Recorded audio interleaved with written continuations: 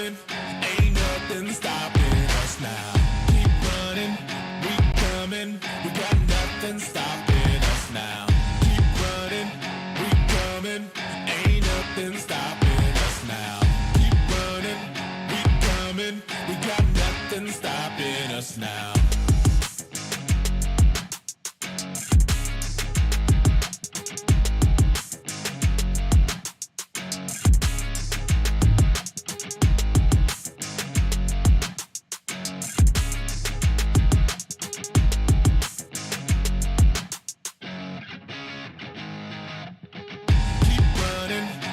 Ain't nothing stopping us now.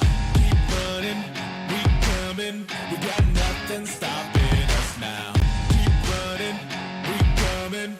Ain't nothing stopping us now. Keep running, we coming. We got nothing stopping us now.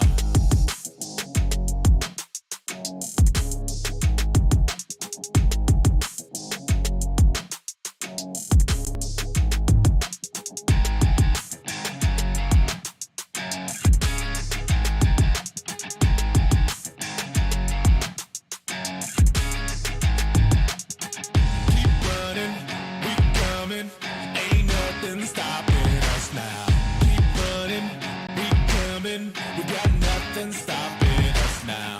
Keep running, we coming. Ain't nothing stopping us now. Keep running, we coming. We got nothing stopping us now.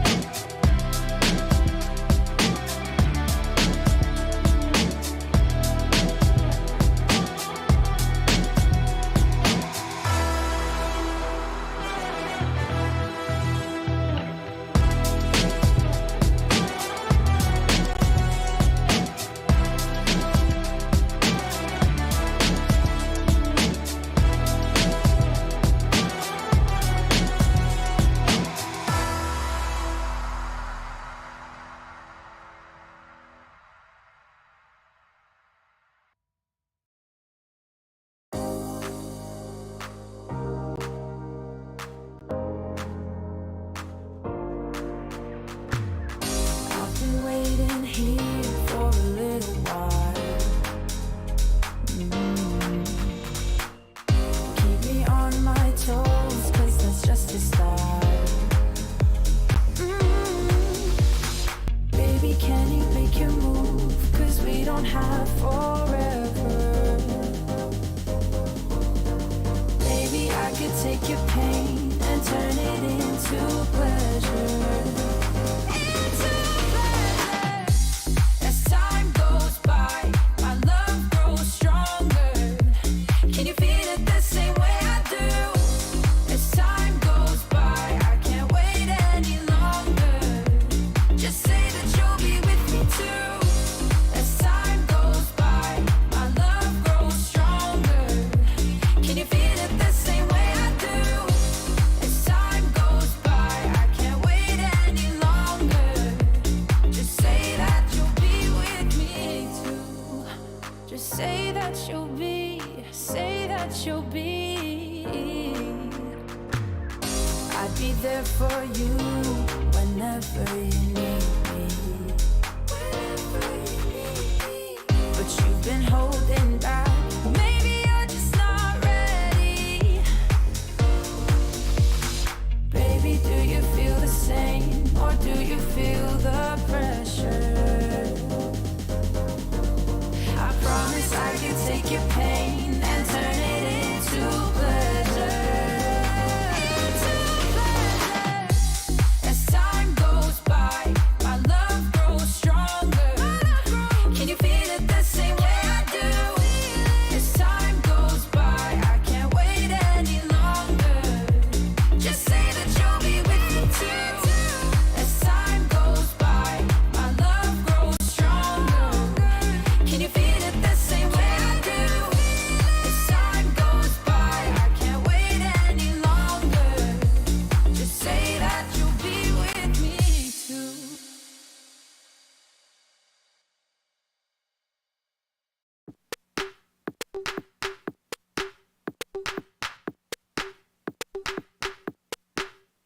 Deep minds, we were forced to be alone.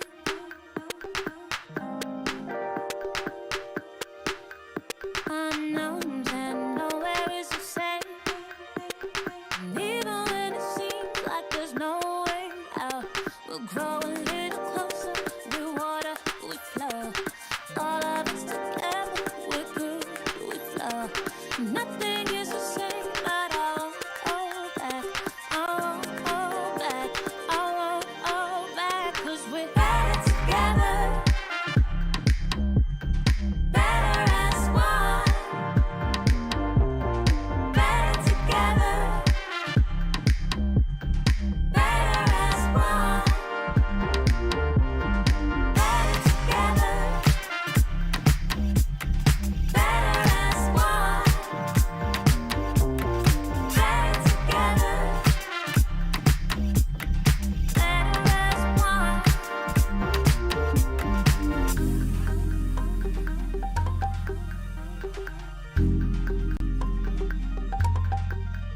Deep minds, we were forced to be alone.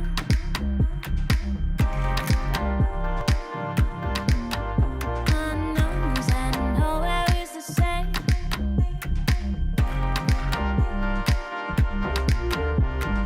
Grow a little closer, we're water, we flow. All of us together, we're good, we flow. Nothing is the same, but I won't hold back. I won't hold back.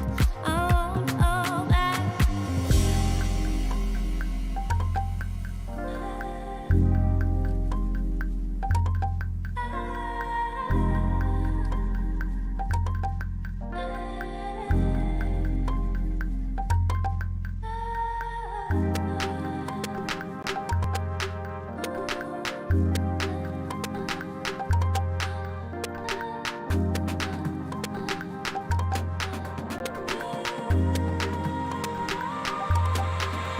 Cause we're better together. Better as one. Better together. Better as one. Better together.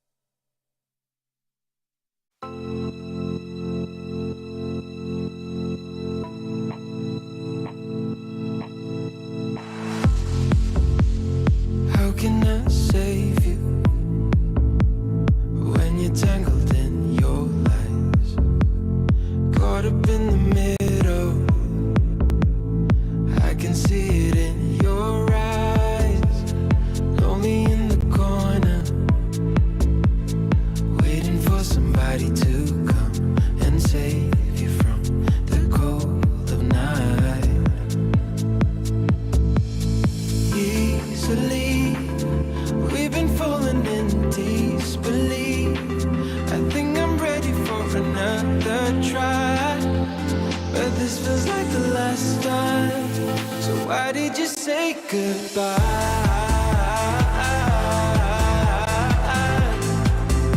It's better to say goodbye.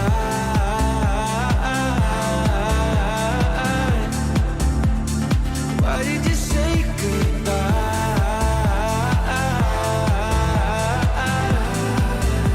It's better to say goodbye.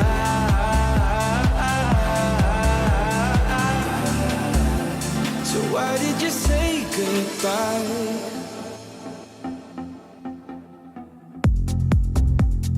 Quiet like the ocean, with the rumble running deep. This is how I see you, when you hide your feels from me. Why you heavy-hearted? Cut the silence, talk to me. Release your mind, get what you need. Easily, we've been falling in disbelief. I think I'm ready for another try, but this feels like the last time. So why did you say goodbye?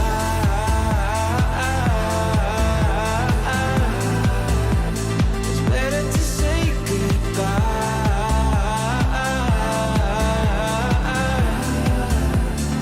Why did you say goodbye?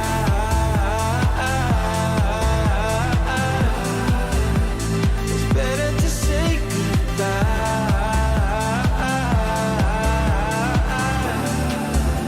So why did you say goodbye?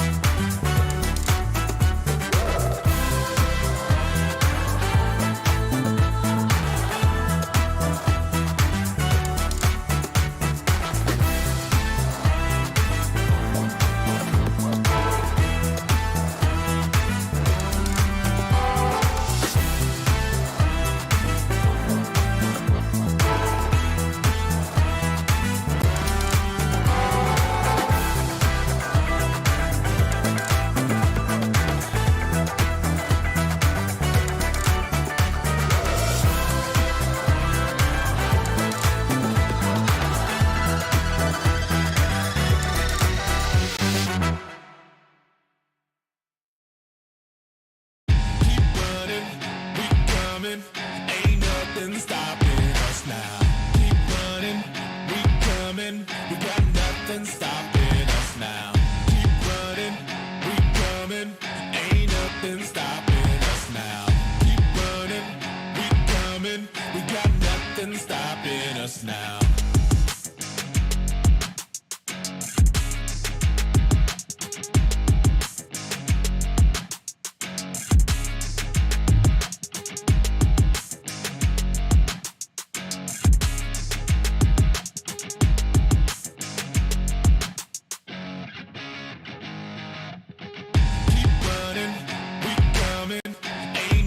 Stopping us now. Keep running, we coming. We got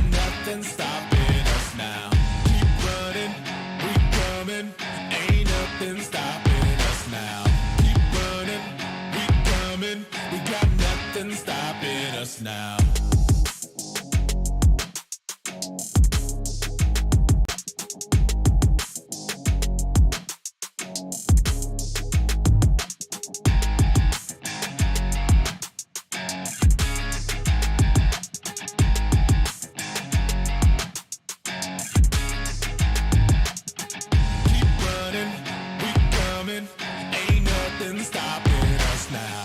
Keep running, we coming. We got nothing stopping us now. Keep running, we coming. Ain't nothing stopping us now. Keep running, we coming. We got nothing stopping us now.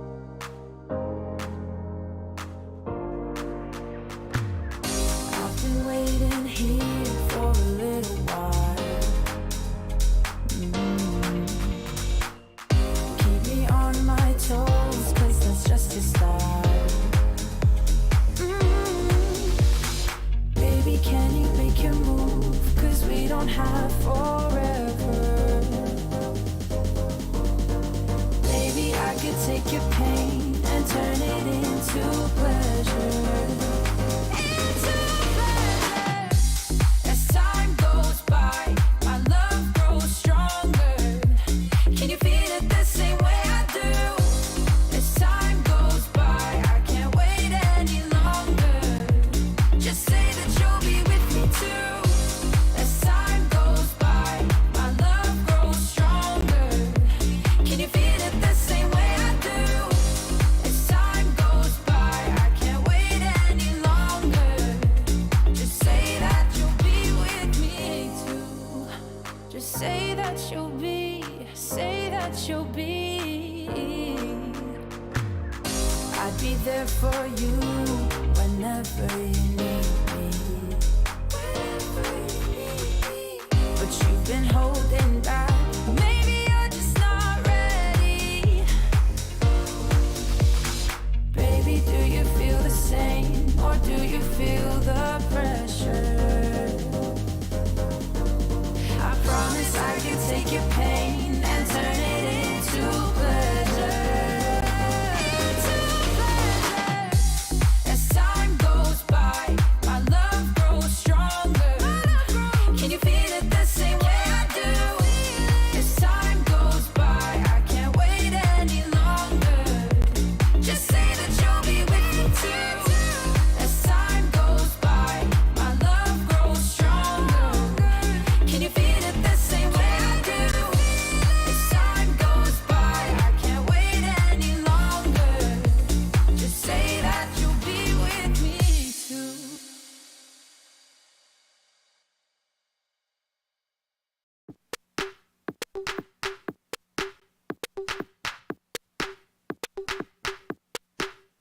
Deep minds, we were forced to be alone.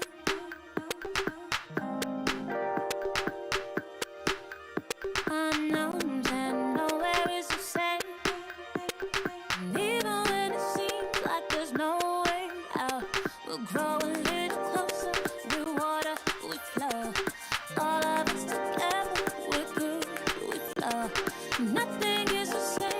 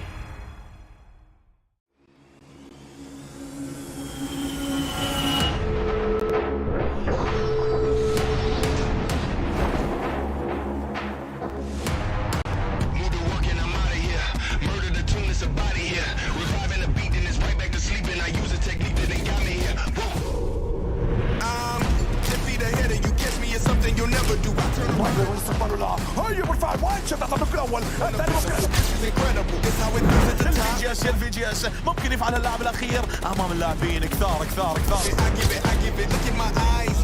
يعملها مؤمن ولا ما يعملهاش، هي اليمين ولا مين.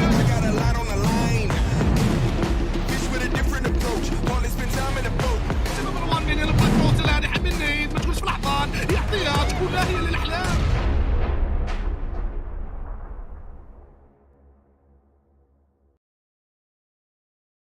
Hello everyone and welcome back. We're getting ready to start with day number 3 of the final week of league play right here in the PUBG Mobile Pro League Africa Fall 2022 season. And we're back, of course, with all the action the Africa region has to offer.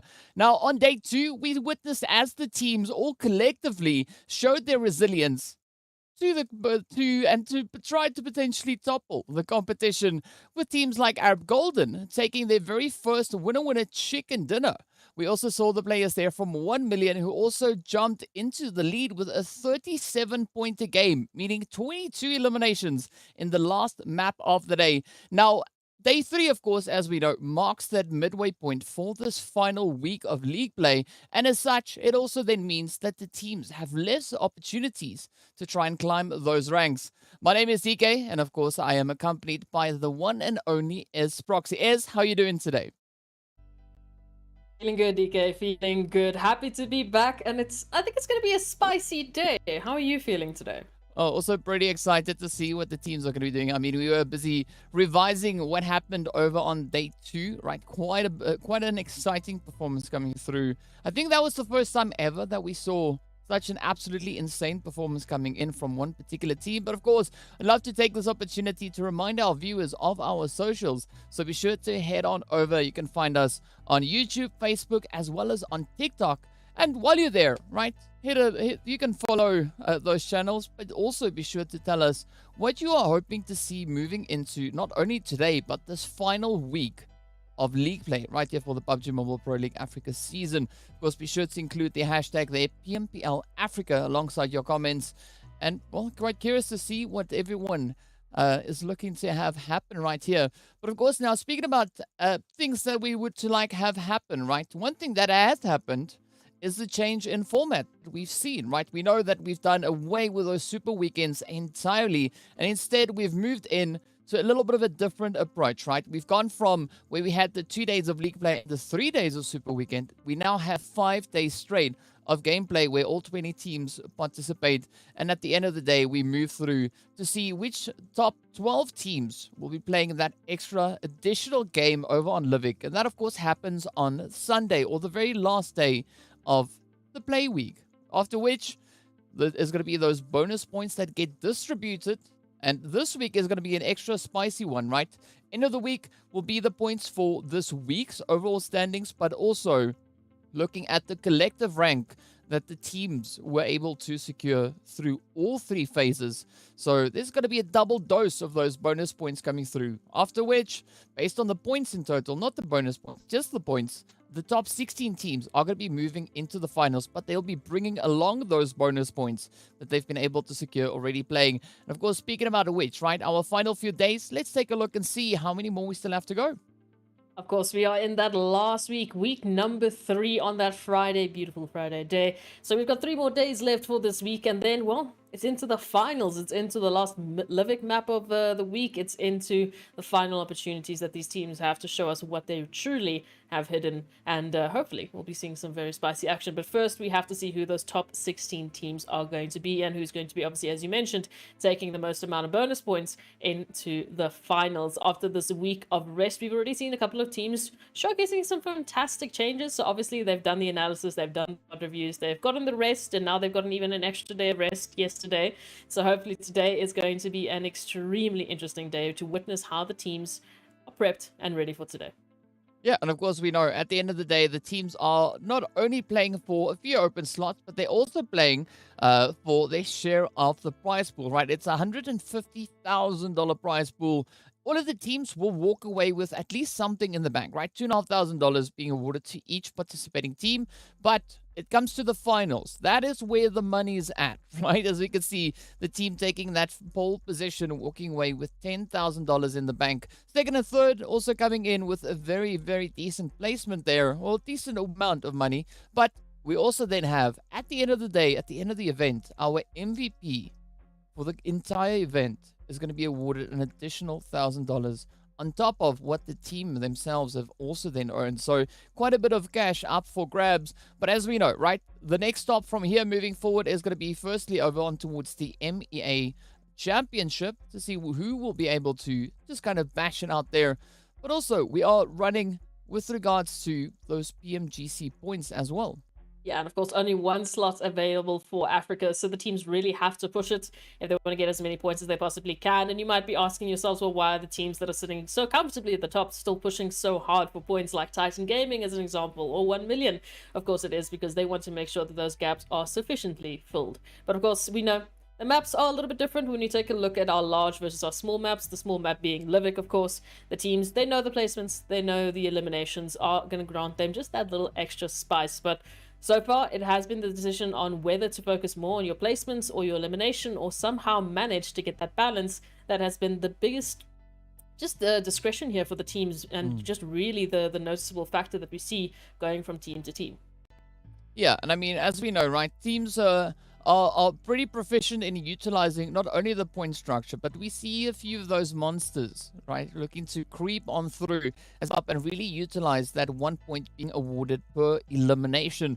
Of course, as we said already, the team's really stepping up and rising to the occasion. As I've pointed out before, 1 million coming in with that 22 elimination game, that awarding them an absolutely insane amount of points. But this is our final group shuffle, right?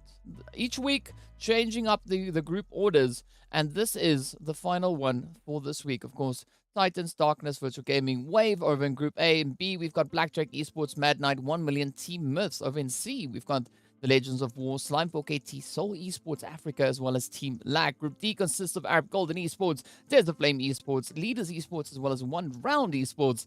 And of course, Group E is going to be Super Young Stars, Triple Esports, Zero Tolerance Skills, as well as VST Gaming. So I'm really looking forward, right, as to when we get over onto day 5. Because someone in Group C, based on what we've seen so far with Livix, right?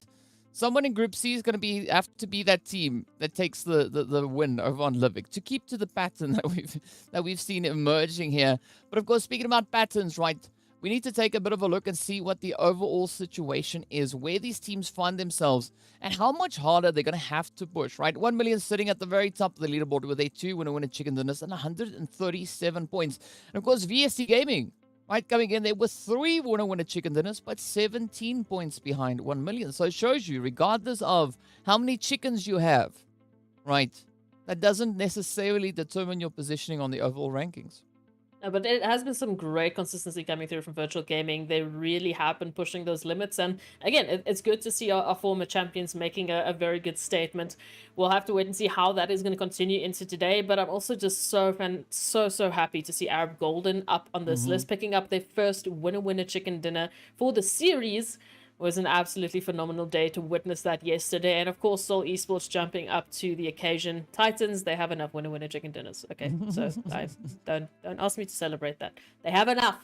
They've done enough. No, but they've done fantastically. So the rest of the teams, of course, as we take a look at that second page, are still in a fight to catch up to the rest of the teams, because we know that gap is building between 1 and second and third. But I mean, if we take a look from 6th all the way to 13th, there's only 22 points that differentiate these teams, and as we know, a lot of the teams are pushing for those top 12 placements so that they can get themselves into that Livik on Sunday. So definitely going to be keeping an eye out on VST and Slime, as they are the gatekeepers for Livik. And I mean, there's only 6 to 7 points differentiating themselves from a team like Darkness sitting in 13th position. So not a lot of safety nets for these teams to really fight anyone else off, and they're definitely going to have to bring the fire today if they want to hold on to their positions. Speaking about fire, right, we've really been seeing the players there from Darkness lighting quite a bit of a fire. Over the previous 2 weeks, they've been having a little bit of a tough run. But this time around, right, we are seeing them situated very comfortably over on towards the second page. And I'm expecting to see even more coming through from Darkness, right? We've been talking about teams that we want to have step up that were not placing too favorably. But now, coming into this final week, this is where we are seeing that rise to come through, right? Teams really applying a lot of that effort coming in. And of course, we do have to have some teams situated on that final page. It's going to be none other than the Super Young Stars, Blackjack, Wave Esports, as well as TEAMLAG. But I mean, a team like Blackjack that we see sitting on this third page, I'm not too concerned, because we saw a very similar situation coming through for them just last week, right? The previous week of play. And they were actually able to, on day 4 and 5, just catapult themselves back up that leaderboard. But this time around, I don't want to, this is where teams really can't rely too much on, I won't say really luck, but, it's something along those lines, right? Rather put in the effort and ensure that you are secured within those positions further up the standings, instead of, leaving it till the very last moment. But as we know, the teams are probably and very likely going to be surprising us with some absolutely mind-blowing performances once again today. Of course, we saw that with Super Young Stars. I mean, they were literally dead last with 7 points, not yesterday, the day before yesterday. And now they're very, very close to cracking open that second page. Well, speaking about cracking open, right, you have to crack open a Monster, because we're giving a big shout out to Monster Energy, our official energy drink partner for the PUBG Mobile Pro Leagues. And aside from Monster, also a big shout out going out to Oppo. So, Born to Win, welcome to the exciting match brought to you by Oppo. Get your gamer mode on with the much loved Reno 7 series. And of course, as we are just loving the action as much as we love that Reno 7 series, and we are going to be looking to see what is going to come on through. Of course, as we know, in true fashion, day 3 means an entirely different shuffle with regards to those maps. So now as we move on forward, we get to have a bit of a look-see and what, the map rotation is going to be moving in. Of course, we are going to be starting it off with a little bit of that Sanhok action, then following it up with a double dose of Erangel, followed up by a double dose of the lovely Dusty Dunes back on Miramar. Yeah, so a very balanced day of play. The team's really not having I would say a very specific map that they're going to be focusing on, like we had with Miramar on Wednesday. But of course, we know Erangel heavy days are going to be coming back tomorrow. And then Sunday, we've got, again, a very, very good balance in terms of the large and small maps. But what we do generally see, at least what we have been seeing on these map rotations in the last 2 weeks, is that they tend to be very aggressive and active days, because obviously we start with that crazy warm-up on Sanhok, that close quarter combats. They move into the double Erangel, and seen so much greenery that I guess they're just super excited. Maybe they had a monster energy just because there's so much green around them. So that they move into Miramar and bam, that energy doesn't really stop. But this week, however, has been very different. We've seen teams really slow it down, bringing back that pace that we are used to in normal plays. And it's almost as if they've acclimated to the pressure that's being applied to every single day of play. So now they're like, okay, great. We know what we need to do. It is the last week. We either need to stay in these points or we can still push it a little bit, but in the way that we are used to. Yeah, and I mean, it just to build on the point that we said, like the teams looking to, it looks like they are getting acclimated to the pressure, right? There is an absolutely insane amount of pressure riding on these teams, right? Because as we've established, not only are they playing for bonus points for this week, they're playing for the collective bonus points, moving through into the finals, after which there's an opportunity to get into the MEA championships. But then there's also still the PMGC to keep mind of, right? Because we know last season's points tally up with this season's points, and that collectively then determines which team from our region, from the Africa region, could then be provided with that seat moving through in towards the PMGC. And that is where things move to the next level. But before we get too far into levels, of course, we are going to be now starting to prep ourselves to move over into a little bit of that Sanhok action to see what teams have in store for us as they get ready to start duking it out over in the beautiful jungles. But we've seen a few Sanhoks, right? What are your expectations? What are you looking to see? And who are you hoping will start stepping it up over in Sanhok? So, because we're going to Sanhok, only thing I'm thinking about is a DBS. The only thing I'm thinking about is a DBS. So, I'm looking at YC, Flick, Mowing from their respective teams. I am hoping that one of them will be playing in this game, that one of them will be able to get their hands on a DBS and just showcase us those beautiful shotgun actions. But ultimately, it's going to come down to the teams that have the most pressure on them. This is a great opportunity to pick up a great amount of eliminations, because we know Sanhok, third party central, so maybe we can see a little bit more of a higher spread of eliminations. I mean, you said one key name there, right? That's why I'm looking up to see whether or not the Legends of War are actually playing in this first match, and they are, right? Mowing. I gotta say, I'm actually quite delightfully surprised by the performance we've been seeing coming through from Mowing, right? I mean, for the team of Legends of War, Mowing has been doing some really amazing work. We've been seeing a lot of those dominating plays, at least for their team, right? Really just showcasing it and stepping up and bringing all those flavors out onto the battlefield. But of course, speaking about flavors, right? We're going to throw it all in the blender to see what comes out the other side as we are getting ready to move into a little bit of that jungle action. By this time, we know that the flight path over on Sanhok is not all too important. What's going to be more important is where that first initial zone is going to be forming, right? Because this map is so small in comparison to the other two larger maps, right? It is still going to be allowing the teams to reach to pretty much any endpoint that they want to get to with regards to looting. So I'm excited to see whether or not we're going to have any of those hot drops come through, right? We know last week we did see a little bit of an alteration coming through with hot drop action coming towards Bootcamp, a little bit over towards Paradise. We also saw some action towards Spy None, but is that going to be the flavor of the day though? That is the question. I mean, the other questions that are on my mind, obviously, we mentioned the DBS actions from the likes of Mowing, who's obviously been a key player here for Legends of War. Definitely someone that they know that they can rely on. That has always been a strong pillar for them. But I mean, another team that I think the rest of the teams kind of shake their boots because they know that they're in the presence of terrifying danger. It is Titans on Sanhok, especially what we saw on Wednesday. Teak literally just flying into 2 to 3 players, taking them all down, and then even going down in the process. But it doesn't matter at that point because, well, the team is basically done. So Titans definitely another team that if they're on the ball, the rest of the teams are going to have some trouble. Yeah, I mean, Titan definitely one of those teams, they kick butt and they ask questions later, right? Yes, take all the names. Yes, they take names and numbers and whatever they can find, and they'll worry about the finer details a little bit later on. But I mean, that just shows the comfort they have in being so aggressive, right? And of course, speaking about aggression, we do have Mowing just spearing around there in the background, so it could be a little bit of excitement to come through in addition to one round and leaders that we have already situated here. But I got to say, it's a very healthy spread coming through, right? The teams really dispersing quite nicely across the entirety of the map. So it's going to be interesting to see how the teams start to play this one, as we did see that zone, of course, sitting towards the more southern side of the lovely Sanhok. But again, it's not too restricting, right? The teams can still get themselves looted up, and then once they're happy, start to move a little bit further forward. Yeah, no, absolutely. I mean, the spread that we're seeing, it again on Sanhok, it's nothing too surprising. We generally do see teams really just boots on the ground. Let's get some loot set up and let's get ourselves prepped for exactly this kind of a situation.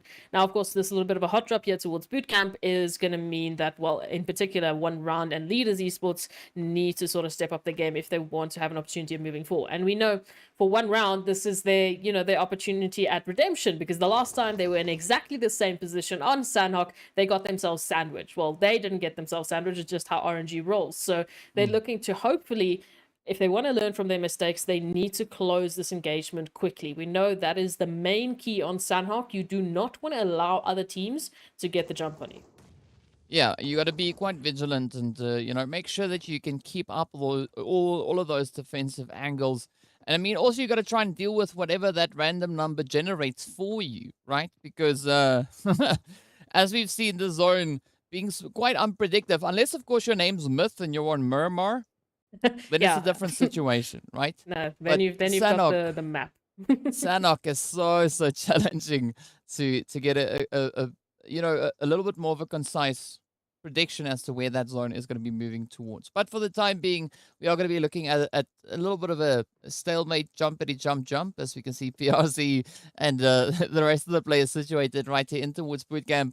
All now just trying to see if they can line up a few angles, right? Meanwhile, we do have a bit of a development over in towards Kampong as well, right? It's going to be Blackjack and Lag that could start facing off pretty soon. It does seem like Lag is trying to mount a bit of a push here, but also now back into the action right in towards bootcamp. It's going to be leaders wasted, looking up a few nades. Can hear a few unwelcome footsteps up ahead, but still trying to find that more opportune angle to play from. Yeah, Caribou obviously peeked outside of a window and got a bit of a shave going through, so hopefully they have a nice fade now, moving on into the rest of this match. But for one round, of course, they are looking for just a tad more, but Morteza taking a beautiful flanking opportunity here. It will have to depend on what Moa is actually holding on, because if they are not vigilant, they might get surprised in with Morteza, and then all of a sudden one round find themselves once again in a bit of a pincer maneuver here that leaders will obviously be looking to capitalize. And again, for both of these teams, it is quite vital that they get this done sooner rather than later, because we know virtual gaming, they're already sussing things out. We had Legends of War also just getting close but not quite yet investing in anything. But because of this bootcamp position, because of that zone, they hold the second most northern position in the zone. So I mean, the teams all rotating from the north. Well, you can guesstimate which path they're going to be taking. So hopefully we find an answer to this sooner rather than later.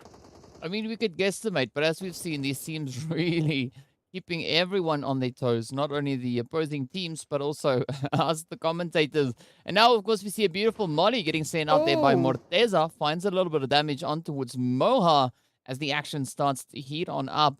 But Chico, Eflex, Knight, not going to be flinching just yet. Instead, they are going to be keeping a very steady angle, waiting to see if leaders could maybe present a bit of an opportunity. This is exactly what I was talking about. Morteza just finding that flanking position. So now one round has been taken out. They obviously have to split their focus here into this location, trying to just find all the angles. Morteza also needs to be careful about what cover they're going to be making use of, because there is so many angles that one round are currently holding with this compound. I'm liking the aggression being shown here by Knight. Not even going to worry about that door that flings open as they move on forward. Instead, they just run out and start spraying towards Morteza. Unfortunately, as we saw, Morteza managing to duck in behind that hard cover, so evading quite a bit of that carnage that could have ensued. But now, it is going to be up to Eflex, Knight, and the rest of the team, right, to see whether or not they can find a bit of a play here. Chico also quite active, moving around, trying to get themselves situated in these more opportune angles. But again, right, leaders making it very difficult for one round to find a clear line of sight. And again, leaders have been a team that we've already seen showcasing quite a lot of developments from this last week, because they generally have been the main focus on eliminations. The main point for them for getting points has just been elimination after elimination. But recently, I mean, they're sitting on 35 placement points, 31 eliminations. So they brought that balance back, and it's been so good for them. So now the question is, how long do they want to sit and invest into this engagement? Obviously, they still hold advantage, not only in terms of the number, but currently in terms of position, with the two flanks that they're running with this 2-2 setup. Morteza and Carryboy now being the two, well, the two distractions for one round at this point in time. And Knight is just showing off these throwing skills. Yeah, but I mean, speaking about distractions, right, we also have to pay attention to the zone. And that has taken a bit of a swing down towards that more southern edge. Both these teams now being well away from that area. And of course, it is going to be Wave and Desert Flame to continue with the action, as we see Morteza find a bit of that molly action as well. But here we go, Zakaria getting traded on down as Flacco comes in with that M249. But making the noise in such a congested position is going to be putting in quite a bit of unwanted attention, as we have the players from Seoul Esports also lurking not too far away over towards that western side. And of course, Legends of War keeping their ears absolutely perched, as we can see Mowing now starting to move up as well. I mean, what would you expect more from Miramar, right? Just being such a fantastic scout. Flacco now going down. So this is the Flame really trying to hold in with as much as they possibly can. But again, one compound, one nade could see Desert Flame in a real tough pickle here. But as you can see, D3S moving on in, trying to get the confirmation, and is actually going to receive quite a bit of damage. Ooh, but it's not the end of the road just yet, right? The rest of the Wave team going to come pushing forward as well now, looking to just pick up a few of the pieces along the way. But looking at the angles we have here, right? There's a Flame looking quite confident in their current setup. There is going to be that knock both sides, though. Flacco just getting raised on through is now 6. The last one left for Desert Flame to rejoin the fight. But Ivar and Zakaria, they're not going to be backing off. Trying to instead cover the ground to catch up to their teammates. It's going to be Rhino to get knocked, well, still being down on the opposite end. But look at that, though. Ivar getting traded on down. Oh, now Zakaria needs to bring everything to the table here. Oh, just barely gets into the window. Holding now the last line of defense here for Wave Esports, but DWAS does not look like they want to back down anytime soon. A quick reload will mean that they are shortly going to be ready to take this push. As long as Desert Flame can make use of their numbers, push together, 2-2 split, and take this finish, they could be seeing Wave Esports sent back into the lobby. And then at least that gets them closer to that placement point territory, where we will have the first 13 teams looking for the placement so far. Next up, the team will be going down in 15th. So Wave Esports and Zakaria in particular might just have to focus on just getting out. Yeah, they definitely have to focus on it, making some form of a play. But the longer they wait, the more the pressure will become. And oh, it is going to be Zakaria trying to keep it up with that DBS. But unfortunately, Desert Flame just dipping, diving, and dodging the sprays as they come on through. But this is going to open up even more opportunities, as we can see. Soul, Legends of War, also in pretty close proximity. We've got Darkness also creeping through by none. But again, we still see a few teams having to cover the positions, those rotations, all the way from out in the blue zone. But I'm liking the pressure that is being applied here by Seoul Esports, right? Starting to move on forward. We did see that absolutely phenomenal performance from them just on Wednesday. But will they be able to replicate those efforts once again? That is going to be the question on everyone's mind. We do see 1 million just slowly making their approach. Again, we always say that it's not a surprise to see 1 million just dragging off into the blue, especially on the early phases in Sanhok. They have their strategy and they keep to it. What is interesting for me now is the spread coming through here from Lag Esports. It's a 2-1-1 split, and at least they have some sort of scouting ability in towards the zone. One member at least holding some great opportunity and great information. But looking at this now, Darkness and Soul Esports, so lovely and close to one another. But hey, let's throw in a little bit of Legends of War action as well. Yeah, I mean, you can throw in quite a few different ingredients into the mix here, but it's going to be Lashin and the rest of the team rather, just holding some steady angles. It is, of course, Soul Omar to find that angle right on towards them. But again, that bridge is going to either prove a bit of a saving grace or could be quite a troubling position to get rotated from, right? The angle's now getting drawn, and that is going to be Omar trying to just dodge the bullets. Unfortunately for Omar, the shots connect on in, and it is a knock. White's now still going to be holding on that bridge, but look at Titans also now starting to move up quite aggressively on towards the place here from Lag. It is 1-9 now left to defend the position alongside Fantasy, while the rest of the team instead looks to get themselves situated a little bit more securely in towards that zone. Taking a look at this now, some beautiful nades being sent on out. 1-9, hopefully going to be dodging all of them, but Teak is hot on the pressure here, hot on the tail of 1-9, peeking around the corner. It's an easy spray down to that UMP with AXA backing themselves up and nearly taking themselves out in the process. But Teak, I don't know how, with 1 HP, still alive. I mean, it's Teak after all, right? So Teak not going to be too phased. I mean, it's just nade damage. It's like, nah, it's okay. Who cares? Yeah. You know what? We can have even more of that a little bit later on. But with that, it is, of course, the place here from Lag now reduced down to only 2. It is none other than Cacao and A9Q. Now looking to bring in that sustainability. But, yeah, A9Q running straight into another DBS off in the distance as we see Phonics and MG now starting to move up. Oh, Phoenix now, well, Phonics at least, going to be joining the rest of their teammates, taking that rotation out of this area. So Flick, in the meanwhile, trying to just apply so much pressure, alongside Arab Golden even. So Blackjack, unfortunately, everyone just looking to add on to the pressure. In the meanwhile, ooh, Titans, DK, finding 1 million. That is some spicy action in the elimination feed. We'll see how that's going to pan out. The rest of the teams, of course, just trying and fighting for a way into the zone. Yeah, definitely quite a lot of fighting yet to come. 1 million taking a little bit of a wide rotation. We saw them in the feed, as you pointed out, finding those angles on it towards Titan Gaming. But now it could be Virtual Gaming to find a little bit of a response over on towards 1 million. Up comes Lazy Boy now rushing on forward. Alpha Luigi and Zeus keeping a very close eye on them. Finds quite a bit of damage, but not sufficiently so to secure that knock.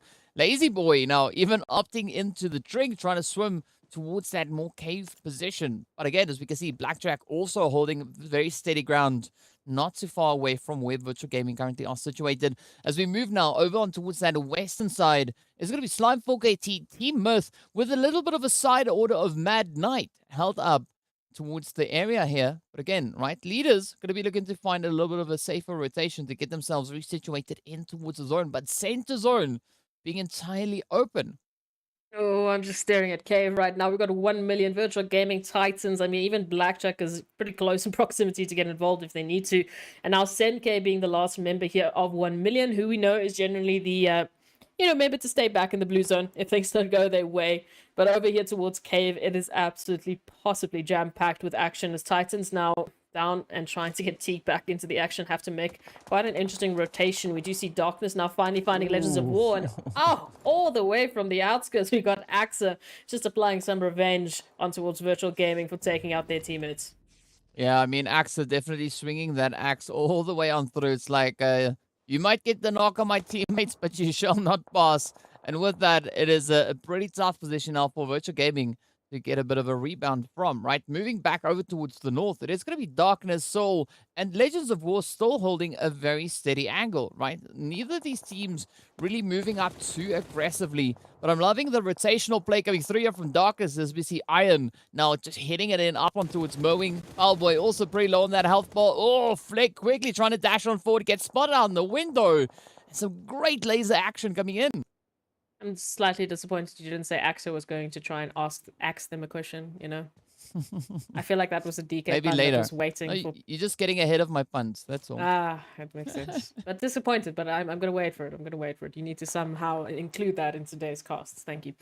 All right, taking a look at this now. Legends of War holding on, mowing now going down, unfortunately, because Iron just absolutely pinpoint accurate, and even the confirmation. So the pillar for Legends of War will be going down, but still such an amazing set of members to still hopefully try and compete. I just do not know at this point in time, DK, how they can get themselves out of here. Hopefully there's some smokes that they can pop, but it's still going to be a tough run into the zone. Yeah, I mean, a smoke road could maybe work, but it's going to be quite a challenging one indeed, as they do have a slightly elevated angle, so it's not going to be the easiest one to really vault out those windows. But of course, speaking about vaulting out windows, it is going to be Ghost now just peering out the window towards Morteza, as they are trying to make a quick dash back into the safety of the zone. Tornado about to get touched by the blue as it comes on forward. But Morteza somehow managing to escape the entirety of the Darkness team. There we go. All right, Tornado patching that one up quite quickly. Yeah, quite quickly indeed. And I'm loving this from Darkness. I mean, they're keeping up a really good pacing here. Hopefully they will be able to continue that. We do see leaders, of course, now out in just on the outskirts of that zone. Morteza currently knocked and bleeding out. So hopefully the rest of the team will be able to go for a quick res. It will be difficult, of course. We know Darkness very close, especially Tornado, literally just keeping a close angle here. Out in the blue, but still a quick dash. Could find themselves straight in the line of sight to take Morteza out while he tries to just, well, crawl to his teammates.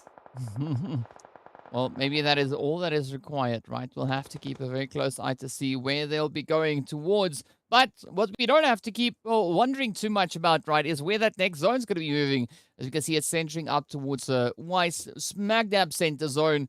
But now a lot of pressure riding on the shoulders of Hemo, being all the way towards that northern territory. So there's going to be a serious case of hide and seek. We also see a little bit of that position on the bridge being played. But now Mad Knight taking aim over on towards Slimefork KT, as they also have to make their way in towards the zone. And still a very, very challenging position they find themselves in. Very challenging indeed. Taking a look at just what is happening here towards the western portion of the zone. I mean, we've got Mad Knight, Slime4 KT leaders, we've got Myth, we've got, well, at least the remainder of Titans, Blackjack, Esports, Arab Golden. I'm going to keep going, but literally the only person in zone right now is YC from Seoul Esports. All of these teams having to make a very interesting decision. Now Carryboy going down is going to be seeing leaders and Darkness trying to make a play for that zone, a dash into safety potentially, but Mad Knight just bringing in the lead. Yeah, bringing in the red, the lead. Yes, there we go. But of course, it is wasted in the red as they now try to move on up. It is going to be Blackjack to get sent back, and up we go. The push continues. Leaders starting to lose health. Those health bars definitely being quite troubling. But still Myth in quite a position where they could look to just peer over that ridge line, find the sprays, but it's going to be up to Waste now to find a beautiful hit. Up comes the nade, down they go, and Morteza also just quickly trying to put a bit of distance in between, sneaking in that quick trade, managing to just barely catch up with the zone itself, alleviating quite a bit of the pressure coming through there for Mad Knight. And now, let's see if Morteza will survive the rest of this match. Taking a look at this now, Myth and Ramsey in particular is just keeping their eyes crossed here, just keeping their eyes peeled, looking for any potential stragglers. But we do see that elimination feed just popping off. The HUD can't even keep up with the amount of teams that have just dropped like absolute flies. Arab Golden, of course, being the 10th team to drop. So we got one more update and then we should be up to date. Now looking at this, I do like the position that Desert Flame are holding. Yes, they are coming from that ridge line, but they do have a nice bit of an angle into zone. Other than that, again, it's Myth for me. Coming down from this ridge line, holding the higher portion of the zone. As soon as they do go into the zone, at least, they really have a good opportunity moving forward. Yeah, I'm right there with you with Myth, right? Such a beautiful position, great amount of elevation, and that is going to be quite the leverage point for them to try and utilize as they now look to get themselves situated back in towards the zone. Darkness going to be losing Iron. With that, they are down to only one remaining hopeful. It's going to be none other than Tornado. You see Kingman and Plaza also just riding out that Blue Storm. Same going for Zeus from Virtual Gaming. But the zone itself is where the action is at, right? We got Morteza super low, almost losing the entirety of their health. But I don't know what Morteza is going to try and do this one. Maybe going to try and duck into the blue.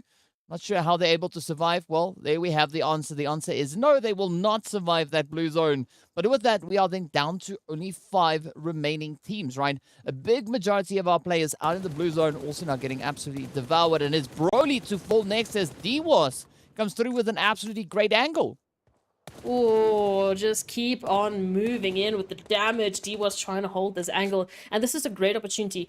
If they can just find a good angle to work with here against Myth, then they get rid of majority of their worries and obstacles moving into this final zone. But of course, Myth going to be the first team in that zone, holding such a devastating angle. I mean, even YC trying to make a dash up, who currently, you know, they're left to their own devices, they're going to have a pretty tough time getting into anywhere safe. So Desert Flame here, they really need to work for this. Yeah, they definitely need to work for this, but they're looking pretty decent, though. I mean, moving in 4 players up, this could be that performance that Desert Flame now needs to lock in yet another winner chicken dinner, potentially the very first one for the day. It is Broly to respond with a quick knock on towards 6 and Buden Flacco. And DWAS keeping a very steady angle. Not going to be pushing up just yet, but it is now the zone being in control of Myth as they now look to expand their empire, finding the spray downs. And Buden being the final hopeful now left for the Desert Flame team. Up comes the push there for Moman, looking to create a bit of chaos here. Is Weiss now also taking a quick dash, trying to get themselves resituated. But of course, the volleys, the flames, everything comes in. And it's Desert Flame to go down. The only player now standing between the players here from Myth and that winner chicken dinner is going to be none other than Zeus from Virtual Gaming out in the blue zone. But they don't have a lot of meds left. No, I mean, there's the lost kit. Now it's only bandages, so maybe taking a jog out into the beautiful scenery of Sanhok might be all that they can really do. But what a fantastic job coming through here from Myth to pick up their winner chicken dinner and to pick up the first winner chicken dinner of our Friday beautiful games of play. So, taking a look at this once again, they have started up with quite the statement and a beautiful amount of eliminations. I think the zone just likes Myth. You know, it doesn't have to be on Miramar. It can be on Sanhok as well. It just likes them. Yeah, it doesn't matter where it goes, right? We know day 1 of this week, they picked up that winner chicken dinner.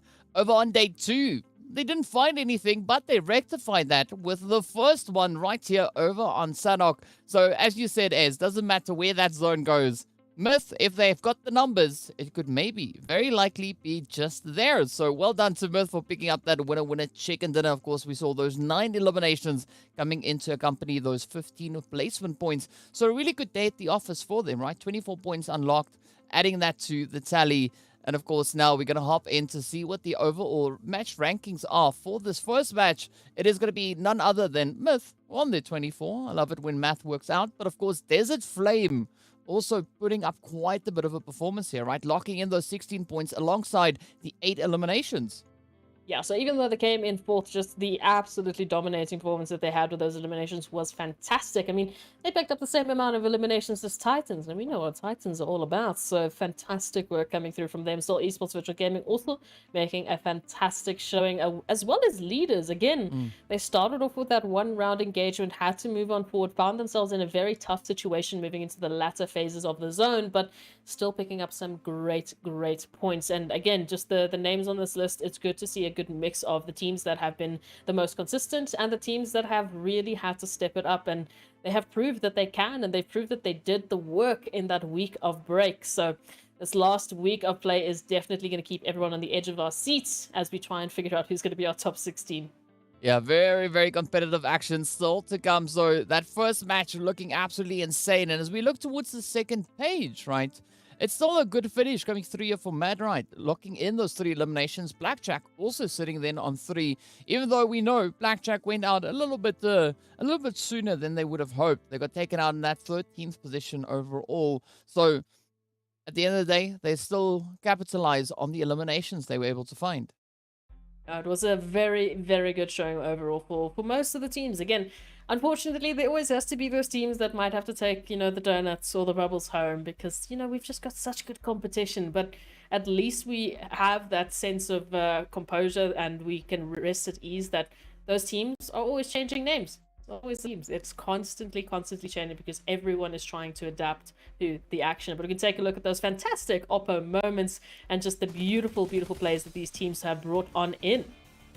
Yeah, a very, very a good way to highlight the action, right? It's going to be with a few of our insane plays that we had. I mean, this was quite an interesting approach coming through here from Titan, taking that rotation through Cave. That Cave is such a difficult position to get out from, rather, once it is completely engulfed by the blue. But I got to give it to Myth, right? The way that they just dealt the zone moving forward, being able to isolate the individuals coming through there from Desert Flame really worked out phenomenally for them. And that is, of course, a result of that beautiful winner chicken dinner. But again, the efforts have been brought in. The first map has concluded. And now we wait to see as we get a little bit closer towards our map number 2, which is going to be over onto Erangel with a double serving of that. We will see who will be the next team to rise to the occasion.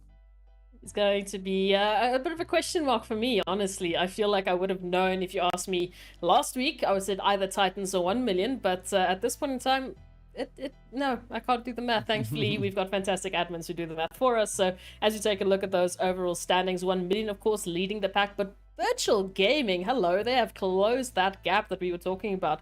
Only 4 points behind 1 million. Soul Esports as well, joining the triple-digit club. And Titan Gaming only 4 points away from doing the same.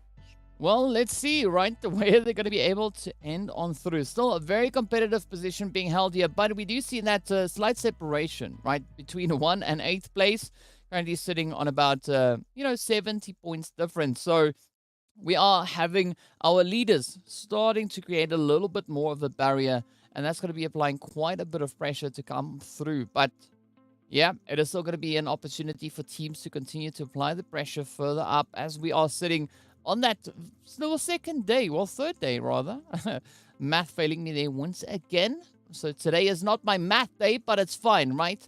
Because we are now also getting ready to see what the point situation is, looking at the second page. And who will find themselves sitting in that 9th to 16th position. Of course, it's none other than Desert Flame, Legends of War, Slime 4KT, Darkness, Zero Tolerance Skills, VST, Triple, and Mad Knight. But a very contentious play indeed, right? 17 points separating 9th from 16th.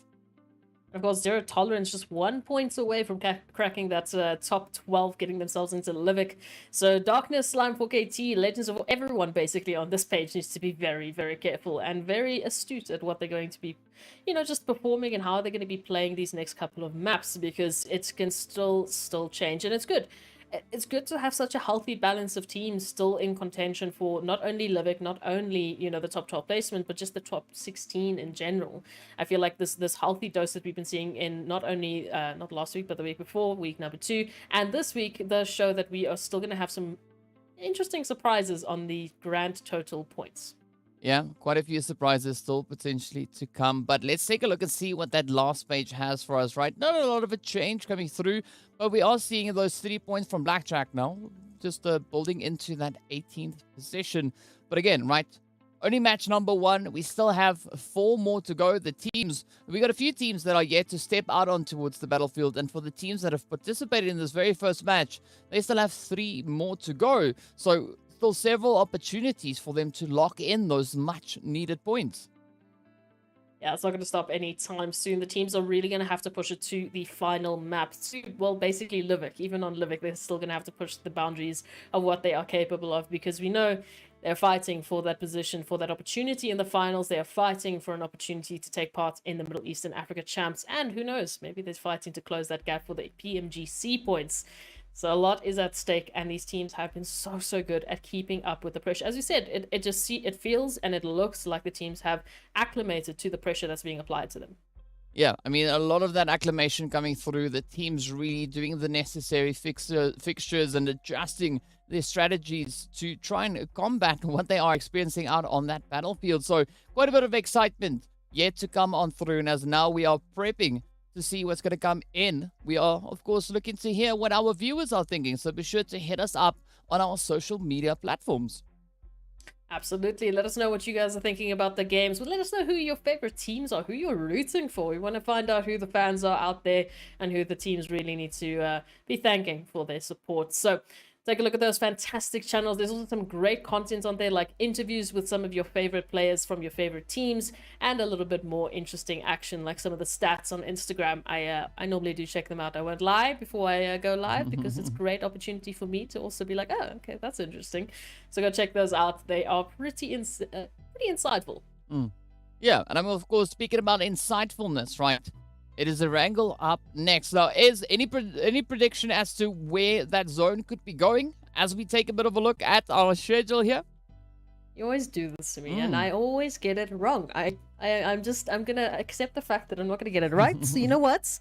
Let's go crazy. Let's put it out in the world. I don't know about the flight path, but I want a military-based zone. Okay. Yes. We want something crazy. Maybe even a bridge zone. That would be just hilarious. So south, right? So a southern zone. Very That's south. what you're hoping for. All right. I'll have to add +1 to that, because I also want to see a little bit of that southern zone action come through. We are now prepping up the plane, right? The engines are warming up. Everybody is buckling themselves in before we get ready to jump in and see where the teams are going to be moving towards. Hopefully, we'll see that southern zone come in.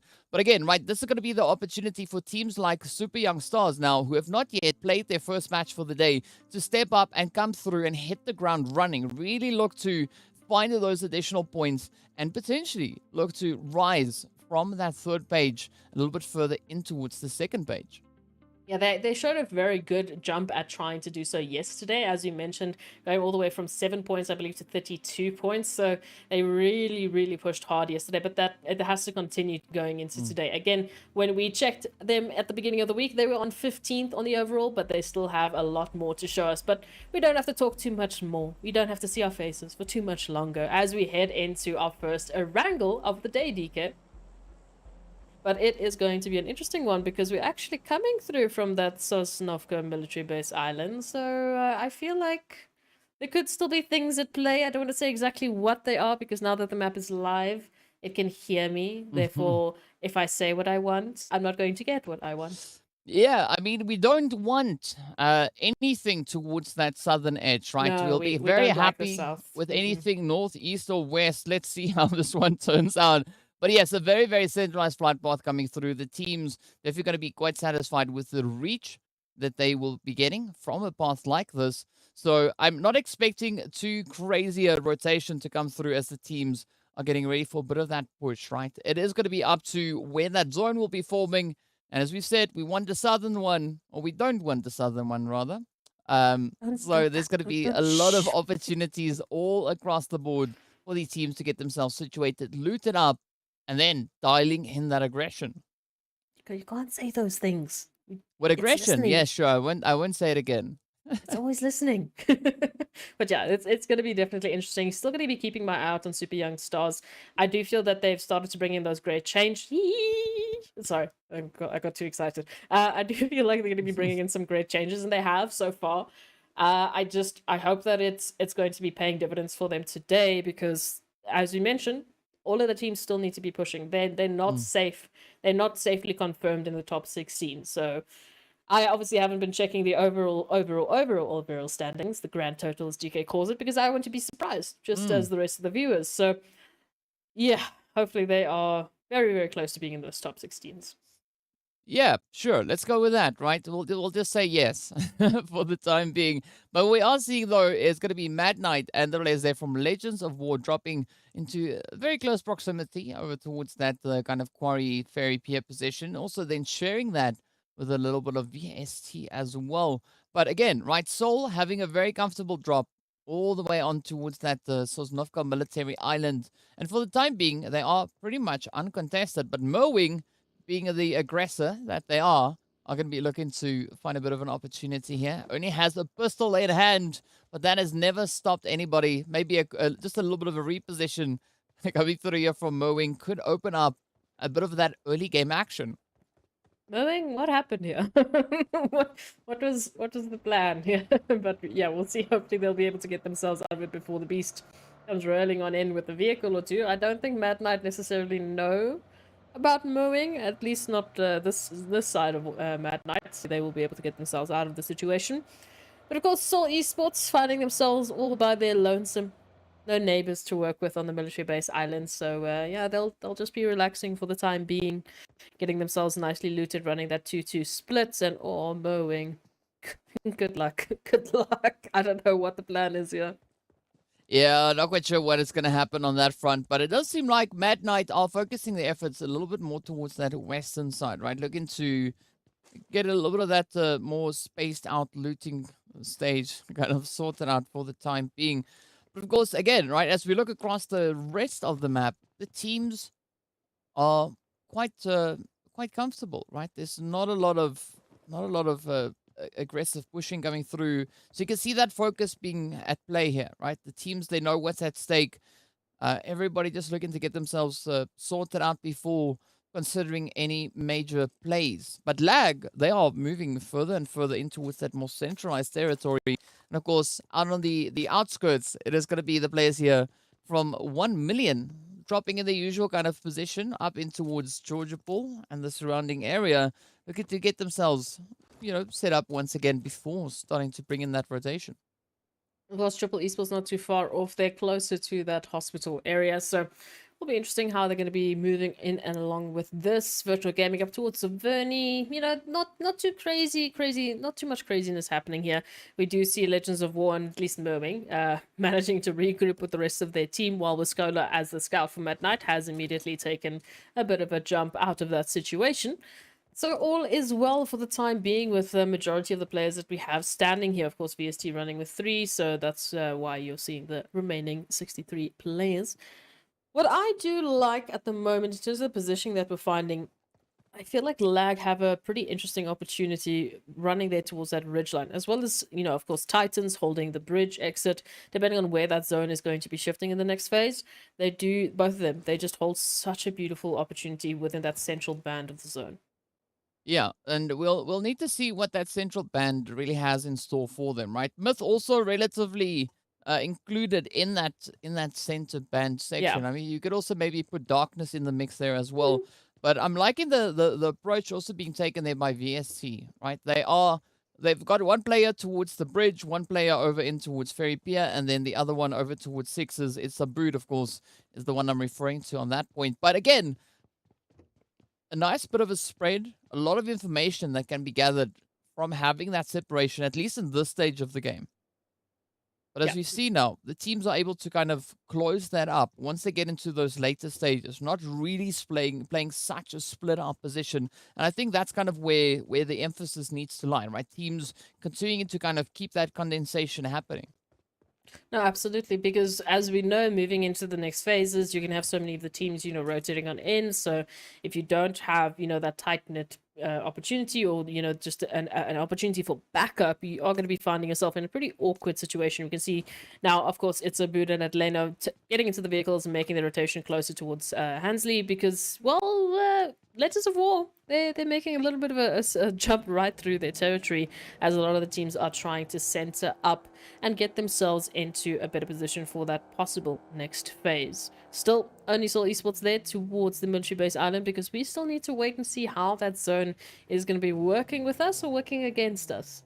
Because, I don't want to say what I want, but you know what I want.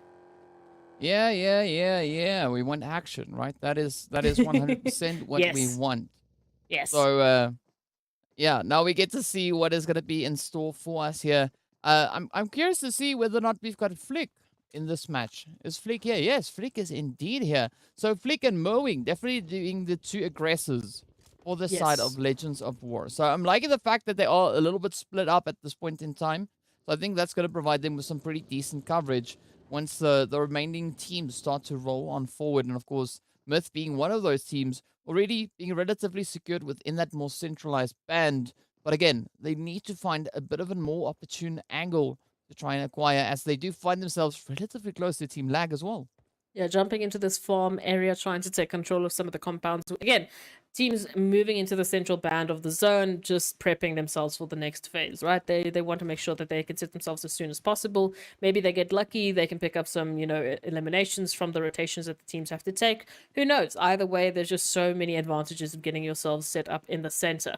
As you can see, Titans also included there, a little bit closer towards Milta. We've got Darkness, as you've mentioned. We've also moved a little closer there between Shelter and Milta at this point in time, just holding these fantastic angles. Wave, I mean, even 1 million now, all the way from Georgia Pool, is closer towards the center, just in between Legends of War and Triple Esports, who still have yet to at least find a way into the zone. But as we take a look at this, we know that, the importance is here for Super Young Stars. The importance is here for Darkness, Legends of War, the teams that have been, or Zero Tolerance even, the teams have that in the last couple of weeks, depending on how their performances have been going, are fighting for a position in the overall top 16 and in those finals. So that's pretty much where my focus is relying. I'm trying to see how these teams are going to really be able to turn the tables. I mean, a winner chicken dinner would be great, but it's just more about that balance of points.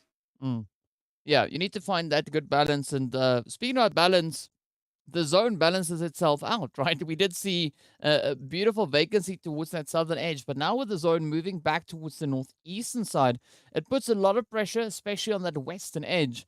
Of course, alleviating a lot of pressure towards the eastern side.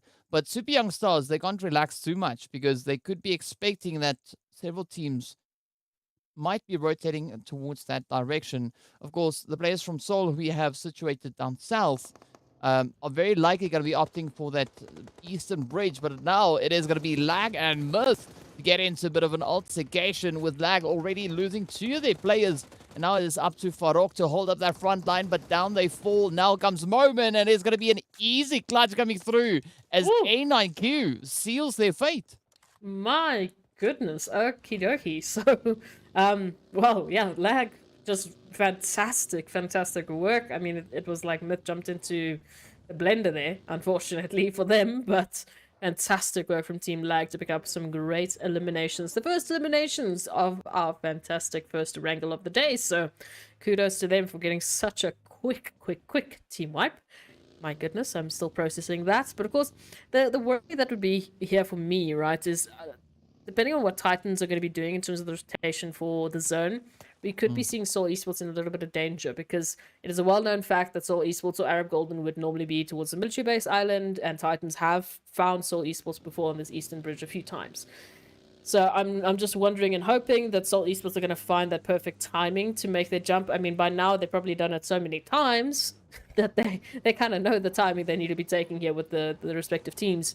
But we'll just have to keep an eye out to see if any other teams might be jumping into the action, looking for not necessarily a bridge camp, but just containing that position, holding that position, and then they get surprised with an opportunity. Yeah, I mean, there could be quite a few surprise opportunities that could present itself. And again, we are seeing that that extra bit of shelter being in play here, with the Super Young Stars now getting themselves just repositioned. Virtual Gaming also going to be keeping a nice little bit of a spread, but of course, quite a bit of a vantage point to be had towards that shelter territory. Blue Zone is, of course, also then on its way on through, and this is where we are waiting in suspense to see what that next zone is going to be doing. Is it going to take another aggressive shift, or will it turn on towards the shelter position once again?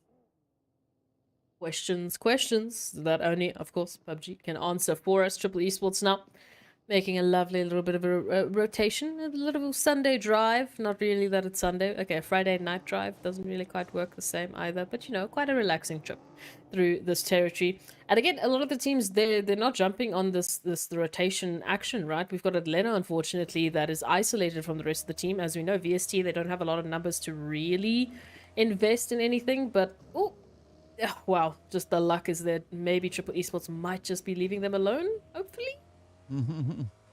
Well, hopefully, maybe, right? We'll have to see where this one goes, but it is going to be, Triple now looking to push in, and Atlanta jumping at the opportunity, finds a little bit of a how do you do on towards Chemo. But again, right, Triple Esports really nicely split out, but up comes the sprays, though, with the third-party angles. It's going to be Legends of War raiding down from the north, finding such a bit of devastation onto Triple Esports. M7 now trying to figure out how best to get to their teammate.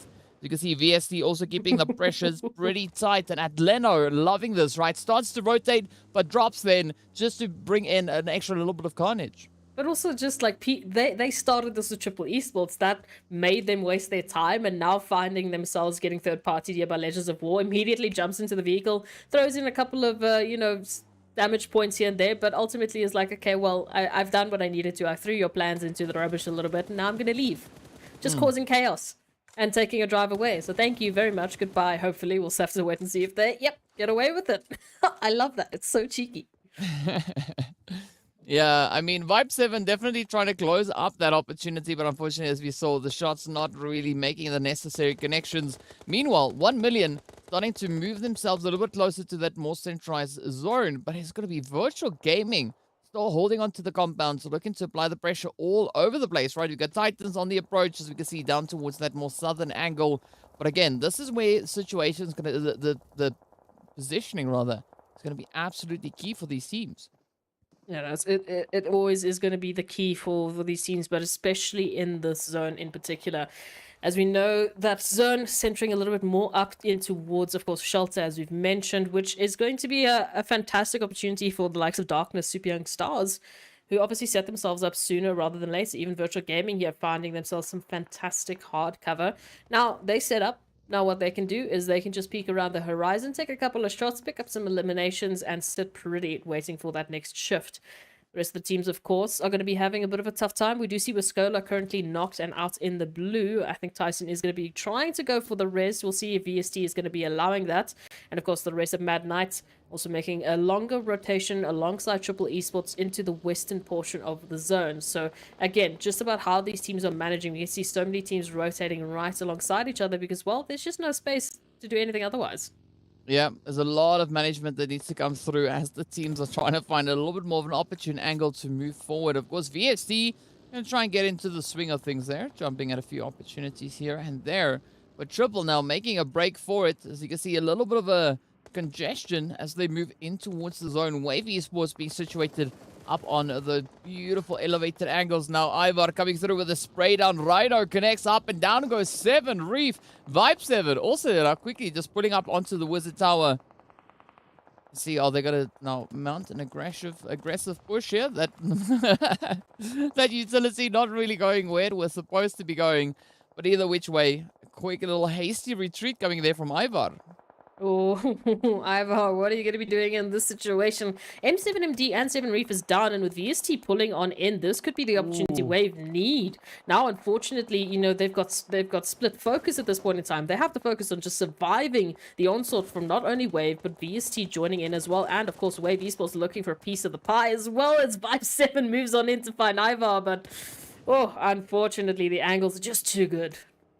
Yeah, Ivar really trying to defend that position as best they can, but that isolation not really paying them any dividend. Again, now it is going to be up to the players there from Lag. We see also just off in the distance who could be coming in with a bit of that third-party play towards VST. But Wave, D3S, keeping this position under lockdown, going to be looking to find that final hit to lock in the fate for VST. Could this be on the books? Yes, indeed it is. The shots come through, and that is the end of the road. Absolutely glorious nade being deployed there by D3S. Oh, just keep it on coming. We love to see this. Wave Esports holding a fantastic opportunity. We'll see if they'll be able to take a hold of it. But of course, Lashin out of the open is going to get a bit of a surprise here from Puncher, who's coming on through with the rest of the squad, looking to take Legends of War down. Powerboy is out for now, knocked down, but oh, Flick, here we go. This is the aggressors we were talking about, finding a great bit of a trade there onto Titans. Now moving on in for the close. Oh, mowing. They've tasted something right now. Going to be looking to find out what exactly that is. Axa also now on the approach. Doing the deed, but down they go. Oh, this could be the opportunity now for Flick and the rest of the team. But unfortunately, Flick goes down mowing. Now instead, trying to put a little bit of distance from the pressure that is coming in. But again, no surprise to see such an absolutely congested western position. No, not a surprise whatsoever. And again, you keep hearing all of those bullets just dinging on the cars. Again, that's not just these two teams. We can just see how many teams are in this vicinity just fighting for an opportunity and control of these positions into the center point of the zone. And that's unfortunately the ugly side of being the first team to rotate into center, as there's a lot more teams that are looking to take it away from you. It's the fight for real estate here, as a lot of the teams are moving in from that western position. Slime 4KT, of course, trying to fight their way through Mad Knight. Oh, yes. Mad Knight really trying to keep up this defensive angle, right? Tyson on that front line, but a quick little bit of a reposition going through from Storm will open up the opportunity onto Zakaria. Down they go. Almost succeeding in fighting that elimination. Well, second attempt comes through, and it is locked in. Mad Knight quickly trying to batch themselves back on up.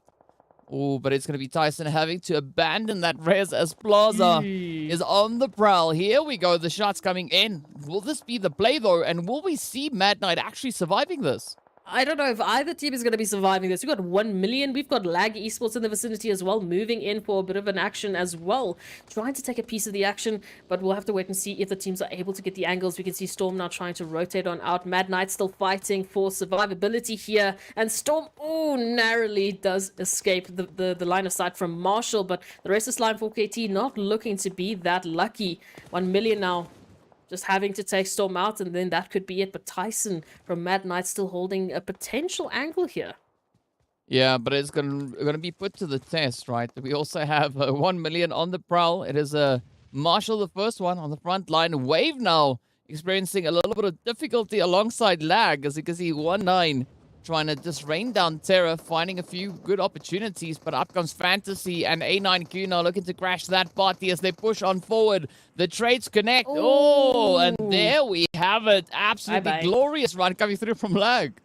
Again, this is what I was saying. I didn't know that Wave was going to be surviving this. I mean, again, we got 1 million. We got Mad Knight. We got Slime 4KT. I mean, take a pick. Even Titans a little bit closer up could just jump back, quickly. Take a couple of hits and then move back into the zone. We can see them just looking towards this direction. Maybe they'll send out a couple of shots, see what they can find. Tyson now getting very close up and personal here with Storm. Just the smoke between themselves and potentially taking out the entirety of Slime 4KT here. So Nate will be sent out. Storm trying to get into the vehicle as quickly as possible. I don't know if they're going to be able to survive this. They're heading very close to Titans here. Yeah, it's going to be a very, very risky play. 1 million also now trying to bring in their contributions. But we are seeing the players there from TEAMLAG just locking in their 11th elimination as they now get ready to push in from that southwestern side, coming in right behind Mad Knight and Storm. Or could this one be on the guards? Tyson now also going to be falling on down. Up comes the hits, the plays. Storm keeping a very steady angle. Finds a bit of an opportunity. Not striking down just yet. Instead, it is Lazy Boy to trade off Fantasy. But let's see. Is Lag gonna push straight on in, or will they look for a little bit of a reposition? They need to be careful because Titan is also on that southern edge. Oh, so they're going to be making a push into the zone. We can see Storm still being such a thorn in their sides, taking such beautiful damage towards A9Q, and even getting the confirmation. 1-9 might be next up on the chopping block, and yes, sirree, they will be going down as well. So it all turns to Cacao now to, well, hold something. Just hold on for dear life, because this is going to just get even worse. Storm going to be moving on in. Of course, Titans already in the vicinity. Mad Knight in the vicinity. Saw Esports jumping into the action as well. Oh, this is the congestion coming through once again, and Cacao gets traded down as Marshall steals the elimination from Storm. Titans now still meeting up alongside Mad Knight, but Soul is going to be moving in right behind them. You can see the sprays coming through. Absolute devastation being dealt once more, but here we have it, right? That push coming in. Oh, up comes Weiss. Trying to come running over with the vehicle, but Puncher instead then falls. P6 now on the defensive.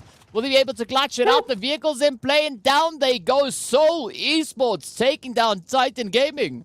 Oh my goodness, there was just vehicles flying, there were people flying, that was a lot to take in, but Soul Esports, in the midst of all that chaos, they managed to take out the Titans. Now, moving on in that zone, centering up, and not really favoring any team, but there's potential here for these teams in particular to get a step in. They just have to close out this engagement. Skydo and Lord in the middle of both Darkness and Super Young Stars holding the angles here in the underground territory. Darkness, this is going to be tough for them because the exits that are available to them are not going to be without some difficulty getting out. Yeah, it's going to be quite the trying position indeed. But as we can see, of course, that zone itself being quite vacant, right? Everybody now just going to be situated out on these edges, but no one wants to take that plunge. And I'm actually quite surprised to see the players here from Virtual Gaming not really looking to bring in any contribution just yet. I mean, it's such a good angle to hold, being in possession of those compounds, but they are going to be running out of time as that blue zone will start to move on forward. And there we have it. It is going to be Virtual Gaming starting to apply that pressure. Lord also just quickly scoping and trying to do their due diligence here. But Super Young Stars now in quite a troubling situation. It's not going to stop anytime soon because, as we know, that zone will be coming on through. And now, Darkness, I don't know. I still don't know how they're going to get themselves out of this. Zero Tolerance, on the other hand, they have a pretty good opportunity running a 2-2 split, but they need to jump into the zone sooner rather than later. We can see Virtual Gaming now trying to do the same. In the meanwhile, Ooh. Darkness is up getting a little bit of pressure here from Super Young Stars. As we mentioned, trying to get out of this bunker is not going to be easy. No, definitely not going to be easy at all. But look at this now. Zero Tolerance applying quite a bit of pressures. They too start moving forward, finding the angles on towards the Super Young Stars. Down they go. 2 knocks secured. Winky is down.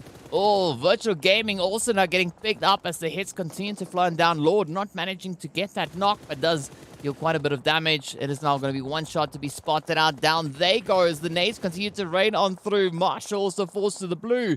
So 1 million soul, Virtual Gaming, Zero Tolerance, Darkness, all fighting for possession towards the zone. But where's it going to go? Darkness reduced down to only 2 players rather. You can see Iron and Zazal still trying to find a bit of an approach here. Oh, but Gaddafi gets spotted on out and down they go.